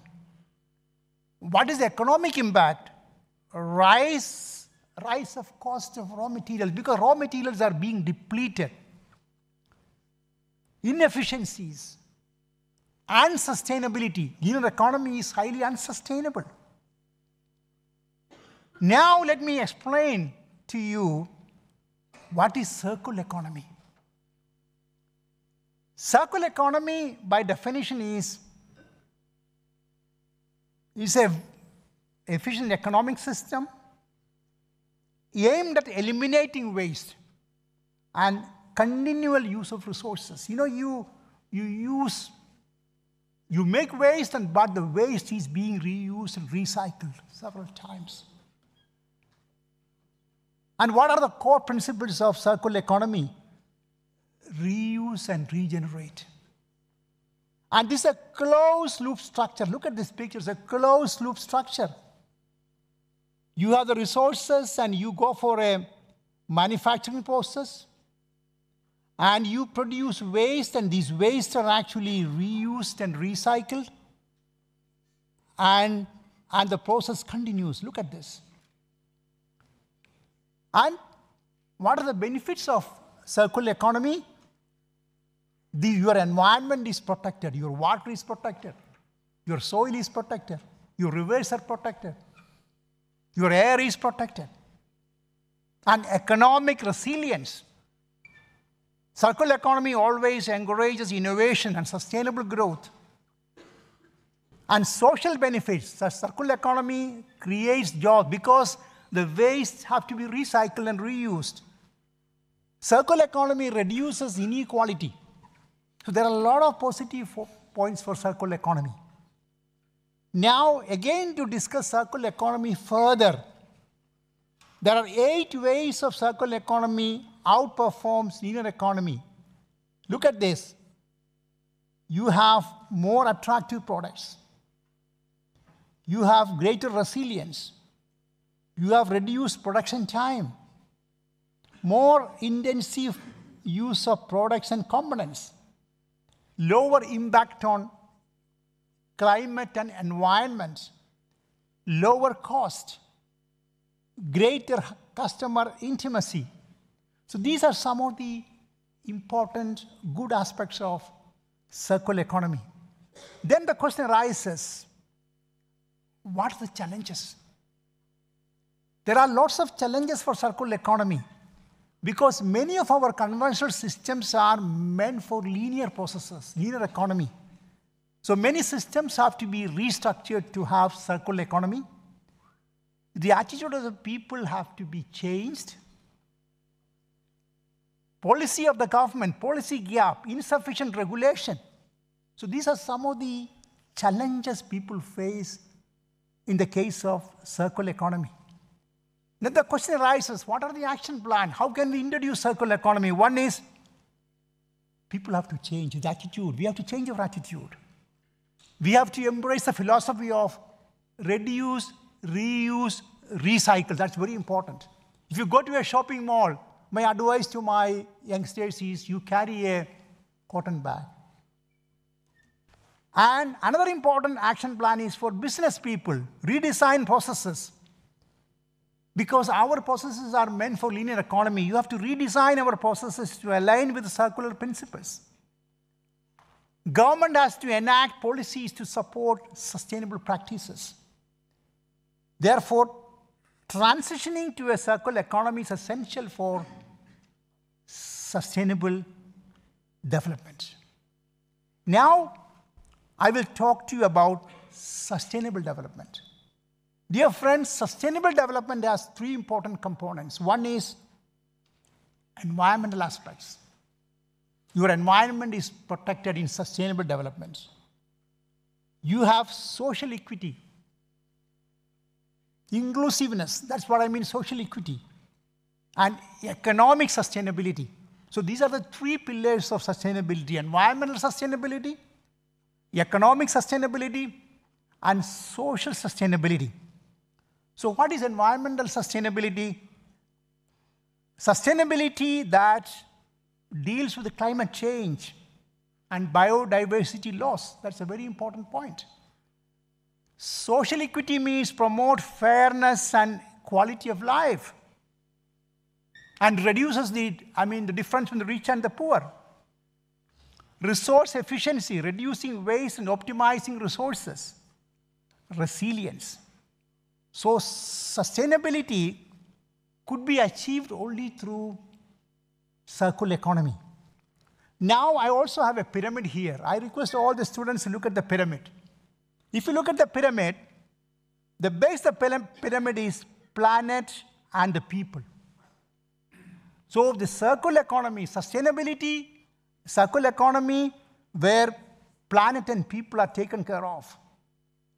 And you see, look at the profit only comes at the top, and sustainable development strategies leads to profit making, leads to creativity, leads to elimination of waste, and leads to a lot of cooperative action between people. Now, I also want to tell you, sustainability approach by European Union.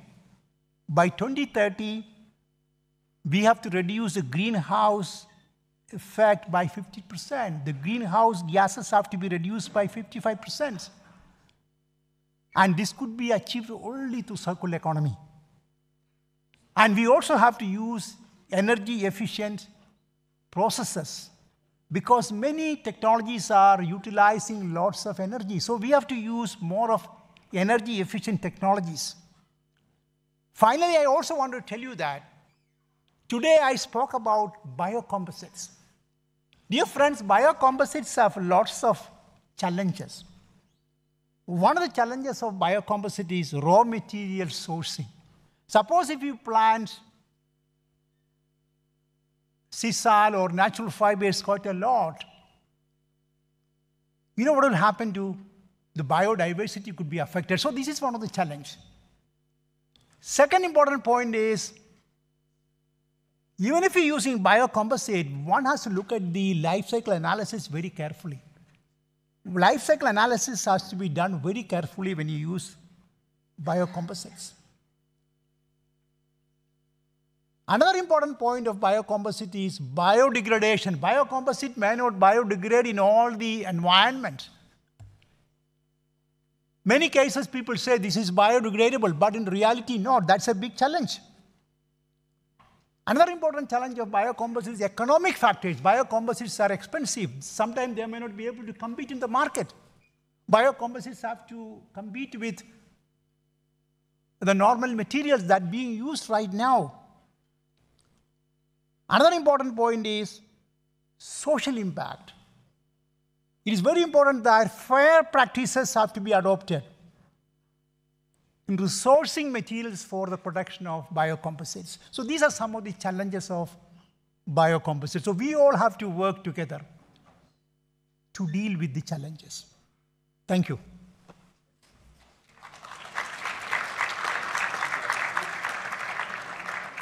So we're going to go over the discussion now. You have microphones.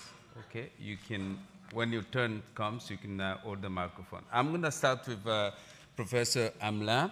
Look, we've been talking about biomass, biocomposite. As you, Sabu, just mentioned, there's an issue on the feedstock. And do you think that the biomass supply can afford our ambition of bio-based economy? Is it realistic from your perspective? Thank you. Can you hear me? Yes? Okay. Do we have enough biomass? So to answer this question, and Ange, you have to know, asked us hard numbers, so I prepared a bit. Let's have a little look at the proportions of the global scale. How much fossil energy do we use today? That's about 500 exajoules. So we've been talking about nano so far. Now I'm telling you about exa, so that's 10 to 18. So it's the other side of the scale. Okay, and then in 2050, we have different scenario forecasts, but that should be between 600 exajoules to 1,000 exajoules. How much biomass do we harvest today? That's about 235 exajoules per year. So if we sum it up, 235 plus 500, so we are at 735 exajoules per year. So now, if we compare it back to the 235 biomass that we harvest, that means that we need about 3 times as much biomass as what we are having or what we are harvesting today to substitute fully the fossil carbon that we are supplying in our economy today. Of course, it's not necessarily what we want, and you will tell me, but yes, Laurie, we're talking here about residual biomass, correct? There's been some estimates about that, how much additional biomass could we produce sustainably, and that's essentially residues. It's about 100 exajoule per year maximum. That's what our forecast gives you. So now if you take this 100 exajoule per year, and you take the global population that is forecasted in 2050, about 10 billion people, so we've now reached the 8 billion, about 10 billion. So that gives you about 10 gigajoule per person per year. What does that mean? That's about 700 kilograms of straw. So it means that we have 2 bales of straw per person per year to supply everything we do today, the hydrocarbons that we need. So to a short answer is that probably not. But the biomass we have to use it carefully, and biomass is not everything. So whatever we can do without carbon, and that we can do with electricity, for instance, we should do it. And we should use our biomass as efficiently as we can. Thank you. Along those lines, and if I may ask Professor Dufresne, why this every quest now of using biomass residue? For example, the biomass fibers, why are they most appealing than the conventional ones, such as glass fiber? What's the problem? What's the issue with this? So there are several reasons for this. And so it's mainly for composite application. Yeah. So it means that there are 2 main characteristics which are important. The first one is, of course, the stiffness of the fiber, which is difficult to know for cellulose or natural fibers because there is a broad range of values depending on the source, but the properties also depend on the climate, on the type of soil. So there are many parameters that can impact the properties. But another important parameter is the density. The density of glass fibers, which are broadly used in composite application, is around 2.5 grams per cubic centimeter. And in the case of natural fibers, it's between 1.3 and 1.5. So it means that this is important mainly for transportation. So there are some other advantages of these natural fibers, which are used mainly for composites. The flexibility is also important because there is no abrasion for the processing tools. And this is also important to keep intact the impact factor with the aspect ratio, which is a ratio of the length to the diameter of the fibers. What is important also is that this material, after their use, they can be burned. And you know that one way to recycle polymers or composites is to burn this material to recover some energy. And of course, if the composite contains 30% of glass fibers, so it is not burned. So, of course, there are some drawbacks also, which are also found in for glass fibers, which is hydrophilicity. But one important characteristic is the variability of the fibers.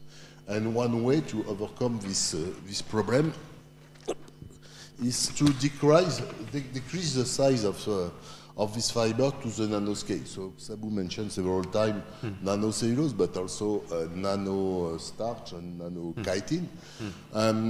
One thing is also that has not been mentioned up to now is that so these natural fibers are composite materials because they consist mainly of 3 constituents: cellulose, lignin, and hemicellulose. And each of these constituents has its role in nature. So cellulose is used to provide the mechanical properties. So it means that in nature it is in the form of microfibrils. And of course, you know that cellulose is hydrophilic, and most of the time the plants are outside, of course. And to protect, so it's necessary to protect this hydrophilic material. And this is the role of lignin. And hemicellulose is mainly a compatibilizer between the reinforcing phase, which is cellulose, and the matrix, which is lignin. And so, of course, this chemical composition depends on the plant, but typically, in the case of wood, there are, let's say, 50% cellulose, 25% lignin, and 25% hemicellulose. Thank you. Thank you so much. You've been talking about lignocellular biomass, and we do have an important portion of, let's say, the earth, which is seas, oceans, and rivers, and which means we do have a marine biomass as well. And I want to ask Professor Yves Grass, and Yves, could you shed a light on the marine resources? Could this be part of the game to overcome the limit that Professor Amelin was mentioning on the availability? Do you think the marine is a player in that? Yes, I think marine is a good player to make new kind of materials. I would say that nowadays many marine resources are already part of biomass production, but it's more used for biomedical applications, for agro-food industry, for fertilizers. But there is still a place for biomaterials from this kind of resource. If you just have a look of when you eat a fish, what are the waste in your plate, or even if you eat some oyster or mussels, you can see that there are many resources that still are waste, and this waste can be used for material applications. And I think that's really the target we have to use. There are more and more industries or SMEs or startups that start to use this kind of marine waste, biomass, marine biomass, to make new kinds of materials. Having the choice to go to the nanoscale or to the micro scale, we can use the organic or inorganic waste, and there are some of these wastes which are really of high characteristics. For instance, mineral waste are used as paints, for instance, as materials, but they are also used to reinforce some plastics, to make biocomposites that make it more stiff, more rigid. And there are even some research or some trials on many applications in which you use the let's say the size of the mineral clays or mineral or even hydroxyapatite that are really used as, for instance, bone substitution, and okay, there are many nice applications that still are under research now for this kind of use. Thank you. So what we hear now is the lot of advantages in using bioresources for biocomposite making, but we kind of hearing also some drawbacks. And I wanted to ask Sabu, from your perspective, is there anything that you want to add on the, let's say, the point with the sustainability of the biocomposite? Because it looks like it's not like an ideal choice. It's going to contribute to economic development, but there are some issues with the sustainability in terms of availability or anything else. What's your point on the sustainability of the biocomposite? You know, one of the issues, I'll tell you a story. When rubber came to Kerala, all the farmers sort of cut down the production of tapioca, production of many things. They put rubber everywhere in Kerala. You know what happened? It affects the biodiversity. Suppose if you plant, you know, sisal or coir, etc., quite a lot, one of the challenges could be the biodiversity could be affected. We have to do it very carefully. That's one point to be taken care of. Second important point I want to tell you is biocomposites, you know, they have to compete with the, you know, the the polyolefins, such polymers. So there is always a price hike. And we need to have policy decision by the government to support the biocomposites. That's a very important point. And you need to have mass production of, because many countries, I say, agricultural waste are not being collected properly. In India, lots of agricultural waste, what farmers do, they just burn it. So we need to have a massive support from the government to collect these agromass and process them. In India, it's not well, it's not done well. In China also, it's not done well. In Brazil also, a lot of agricultural waste has being sort of, they just burn it. So there a lot of effort should be made so that to collect them and clean them and to make them advanced functional materials. Thank you. I will go again to you before we leave words to the audience. It's for Professor Amlan. How does it stand on the greenhouse gas emission? And now we are mentioning mostly the feedstock. What about the emissions, greenhouse gases emission, to lower the carbon footprint? Is there any realistic views on that? Do you think that this quest of bioresources and biocomposite is going to benefit from the greenhouse gases emission or perspective? So, as a good life cycle assessment practitioner, I would tell you it depends. Well, it is, I think Professor Thomas said it very well. Biomass or bio-based doesn't mean sustainable by default. And that's why we do our life cycle assessment, to make sure that we prevent unforeseen consequences to happen. And very often what we found in our LCA's life cycle assessment is that biomass is where we find most of the greenhouse gas emission. And why is that? If it's biomass that you need to cultivate on purpose, it's because of the so-called land use change. I would not go too much in the detail of that.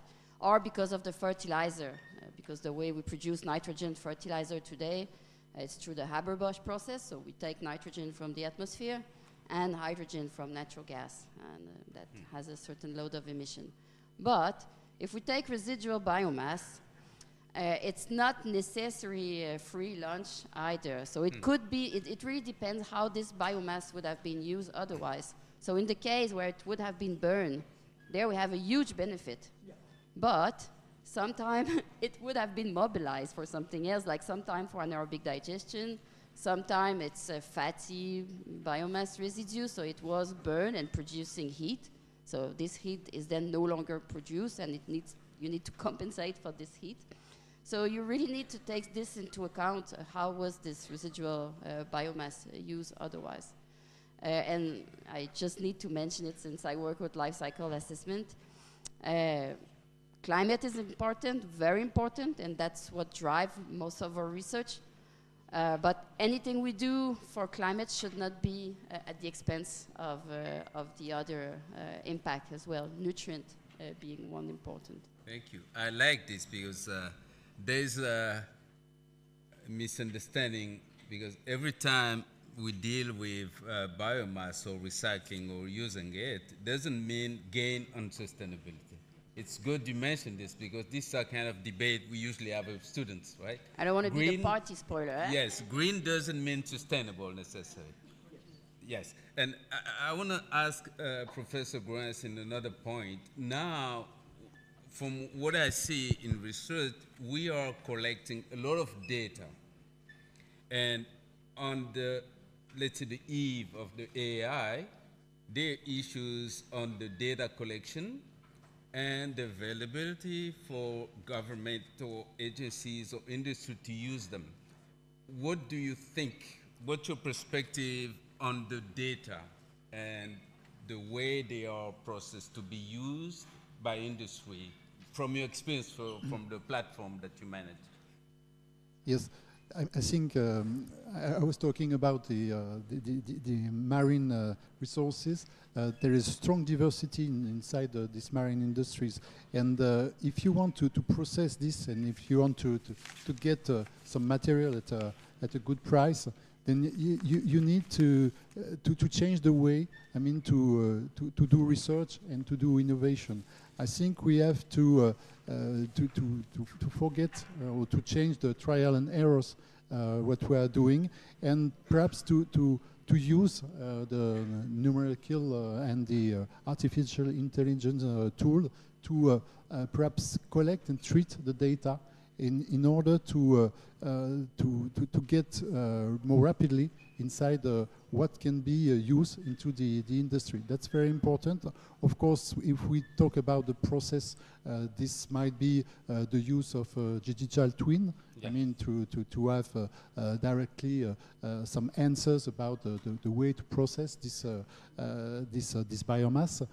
It can also be the way to extract from literature data some characteristics that can be useful and that can be processed more rapidly. I really think that for this kind of increase of use in the sustainability, I think that we have to think about the way to treat the data. The data that already exists, the way to collect the data or to make the process greener and more efficient. I think really the data are very important, and I think artificial intelligence could be one of the useful tools in the future. Wonderful. Thank you so much, because this is, if I summarize the take-home message, we do have issues on the resources, the way we use them, and the land, as it was mentioned. And at the end, all this has to be, let's say, collected and made available somewhere. And this is what you're mentioning also on the data, how to process them. Maybe the AI now could help also, those kind of methods. We're visiting this afternoon this our Center of Industrial Engineering, developing those twin methods. And I think it's on the line of the future. I'm going to ask a last question to Professor Dufresne, and then we're going to have 10 minutes to take some questions from the audience, and it's a miracle we'll be on time. And Alain, let's nail down to the science in the deepest. What do we need? Sabu was talking about the nanoscale. I was sitting next to Lionel Luquin, he was asking me questions, how we could gain this tremendous increase in properties, how we can have this hydrophobicity, all this. What's the science behind this? Is it the size, is it the shape, is the property? What should we do to get all the property of the There are several properties, but not hydrophobicity, because these materials are hydrophilic. Yes. But there are many properties that can change. Of course, the surface area, which is increased, and this is very important, of course, for composite, but not only. Because of this, it's possible to obtain viscous gels with only 2% of cellulose and 98% water. And so you imagine the application of this in the food industry, but also the cosmetic industry and many other industries.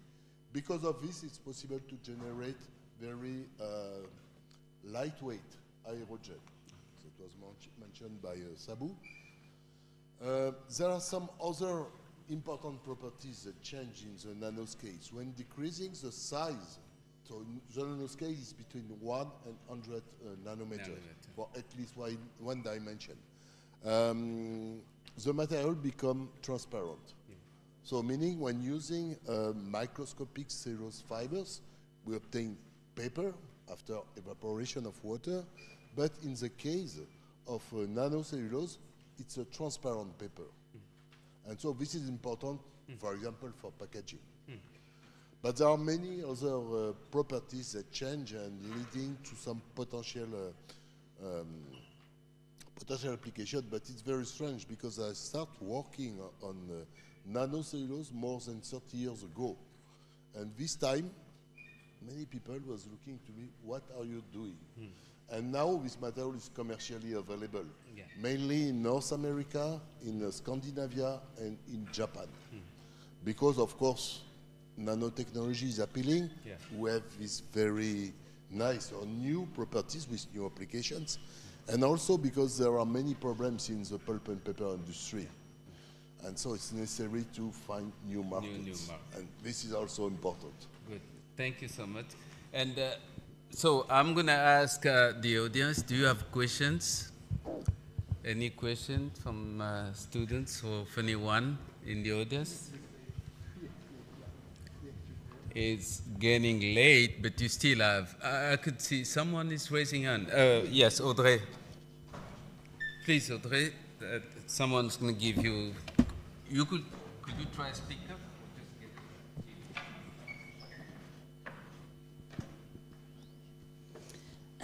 Hello, everyone. I'm Audrey Laurie-Dambaudrier, Deputy Director of IMT Minalbi. It's an honor for me to have the luck to meet Dr.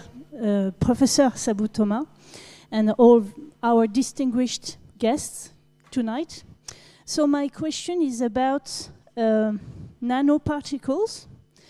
I'm very impressed by the potentiality of nanoparticles to solve many sustainable challenges. But as you may know, the regulations, the rules about the use of nanoparticles, particularly in France, may cause some problems because there is no regulation about the use of nanoparticles. So my question is about the impact of nanoparticles for safety, human safety, notably for workers using these nanoparticles. This is my first question. And the second one is about, you talked about the value chain. So let's say that if we use nanoparticles as a new element in the fabrication of a product, for example, is it possible to consider that at the end of the process of the use of the new product using nanoparticles as nanocellulose, that these nanoparticles could be at the end a waste? So how you solve the problem of the waste of nanoparticles in the new process of production you can implement to solve all these sustainable problems. So this is my question, my second question. Thank you. Thank you, Audrey. Feel free. I think the first one is for Laurie. Yes. And the second one could be taken by anyone, including myself, but I'll leave us this. I'm afraid this is a bit out of my reach. What was it? Yes, regulation and impact on safety of nanoparticles. I don't know if any of... I can answer. Yes, because that is really out. In fact, of course, it's nanoparticles. We can be... So there are some questions about nanoparticles, but it is worth noting that these nanoparticles are obtained as aqueous dispersion. And as soon as the dispersion is dry, these nanoparticles aggregate. So they are no more in the nanoscale, which is a problem when we try to prepare nanocomposites, because to have a good dispersion, so it's necessary to keep these nanoparticles in water or at least in another liquid. And I mentioned that the concentration is very low, and so you imagine you have to transport 98% of water that will be removed at the end of the process, meaning that there is a strong interest in dispersing this nanoparticle in the dry state using, for example, mild processing like extrusion or injection molding. But this problem of aggregation is, of course, important. Yes.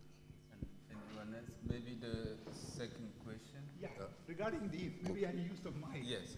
Yeah, regarding the safety, as Alan rightly indicated, you see, most of the nanoparticles, like nanocellulose, nanochitin, nanostarch, they are biocompatible. They are not dangerous to the human health. But there are lots of nanoparticles, for example, metal nanoparticles, carbon nanotube. We have to handle with great care. So a message to all the students, when you deal with the nanoparticles, please follow the standard protocols. That's extremely important, particularly carbon nanotube, metal nanoparticles, graphene, all these nanoparticles have to be handled with great care because they are too small, they can go everywhere to the human body.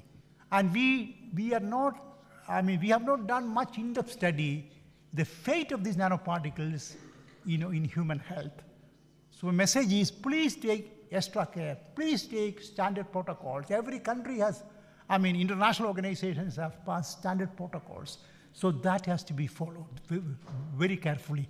As Alan indicated, when nanoparticles, they are dispersed, they are nano. But when they are not dispersed, they aggregate, they are more of micro. But even then, please take extra care when you deal with nanoparticles. Thank you.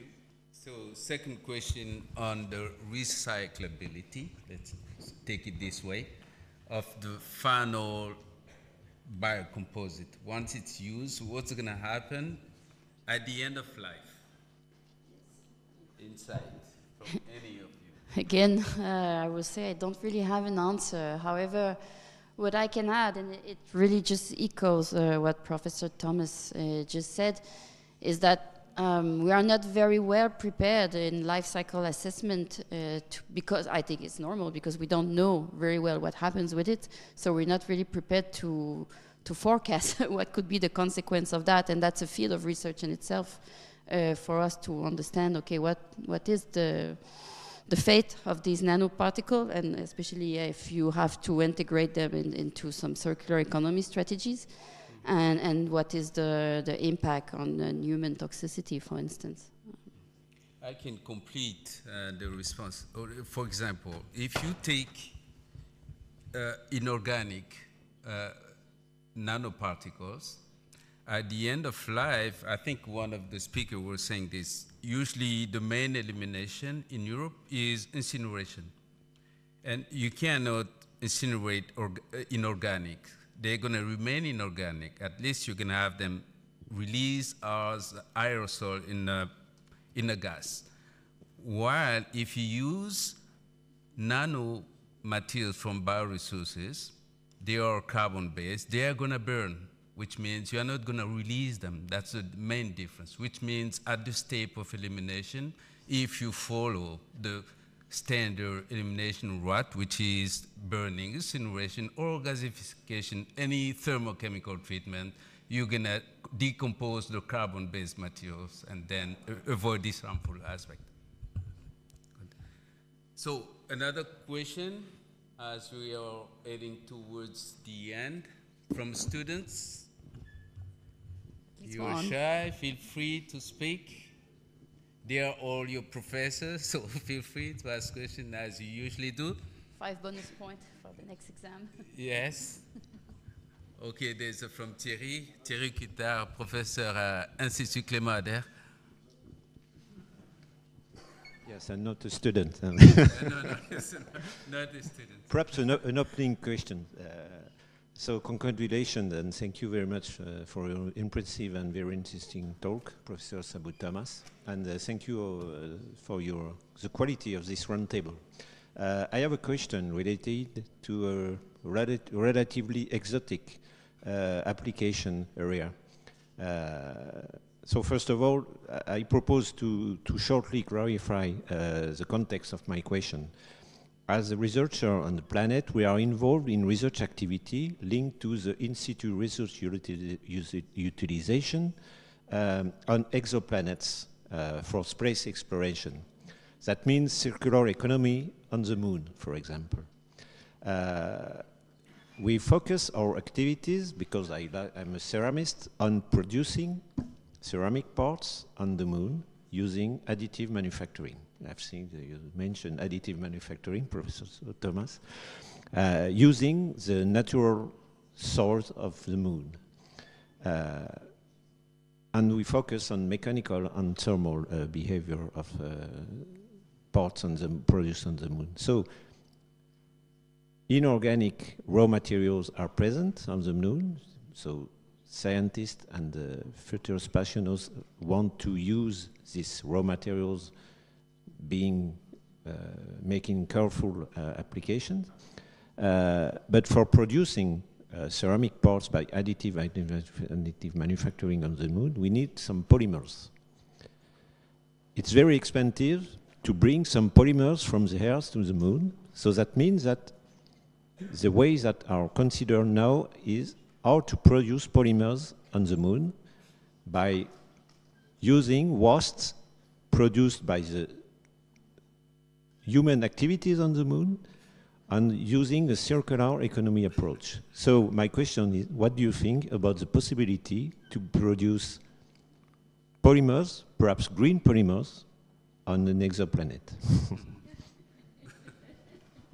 You are funded by Elon Musk, Entier? No. I don't think so. No. Okay. Okay, is there any response? Yves, please. That's a great challenge, of course. We can bring. We were working on the way to bring some packaging and things like that can be recycled, that can be biodegraded, that can produce some compost. Even in the LSS, we did that. It was very interesting because, of course, we can understand that the people in space need to recycle everything, need to use it.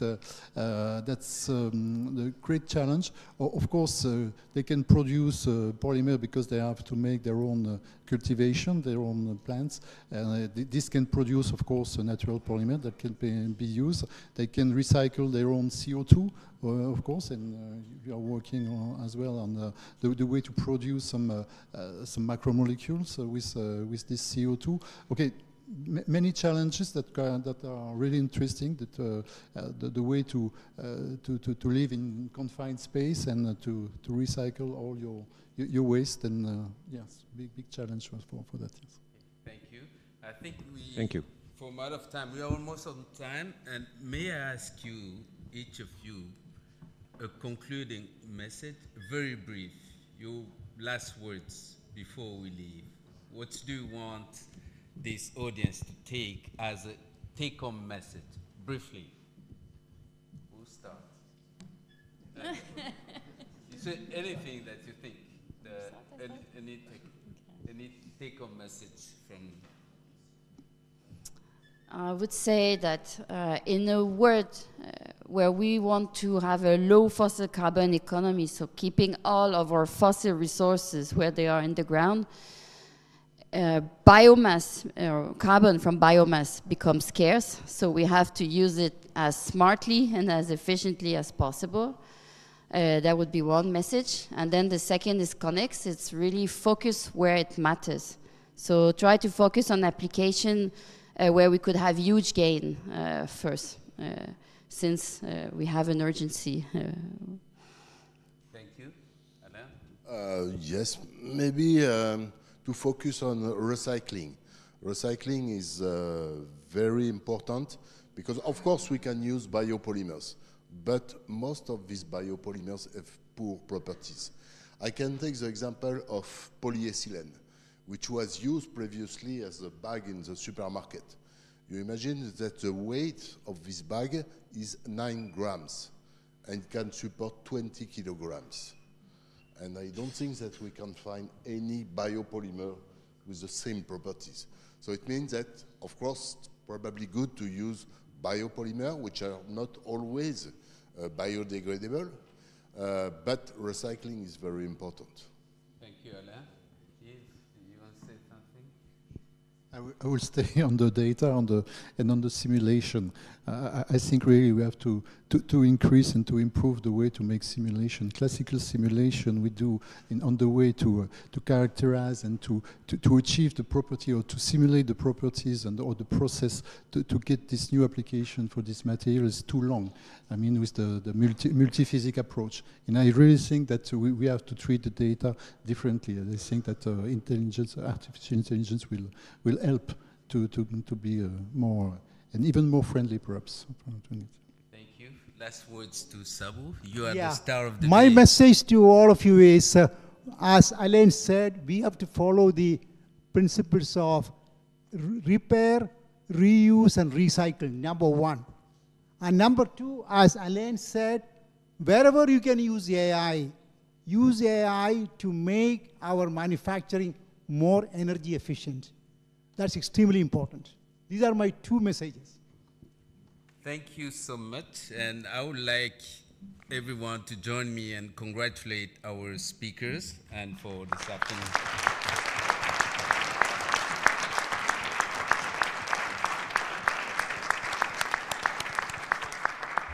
Amazing. We are almost on time. We started late, but we could catch up. And thank you to everyone. And first of all, I want to say before we leave, thank you to school for the organization. Lionel, merci beaucoup for enabling almost that the team could do everything we needed. Merci beaucoup, ce n'est pas rien. And to the communication service, Anne-Sophie, where is Anne-Sophie? She's been grateful, done a great job at the communication office, and also the teams from Anaïs and Mathieu Loras, they're not here, Patricia for managing the visit. Thank you so much, because the school I stand as one to make this event wonderful. Thank you to everyone. Thank you. The students, could you come for a photo? On va prendre une photo avec vous. Les jeunes, vous pouvez descendre. C'est pas des questions, là vous pouvez descendre, c'est juste une photo.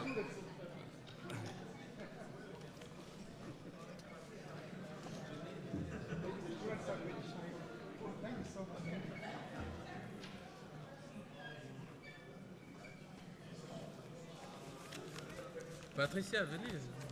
Patricia, Nathalie, venez.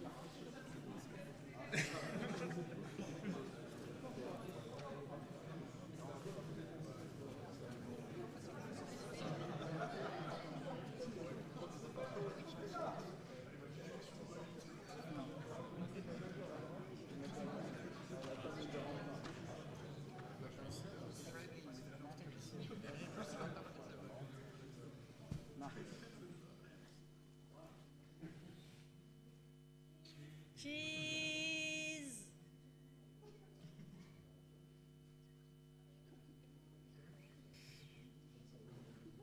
Hola. Hola. Oh.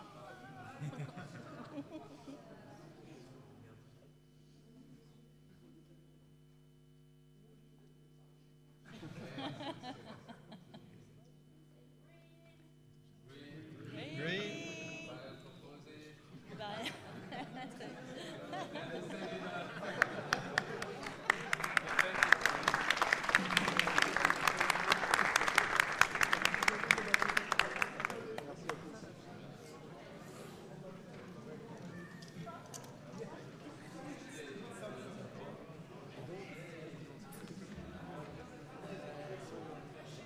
say.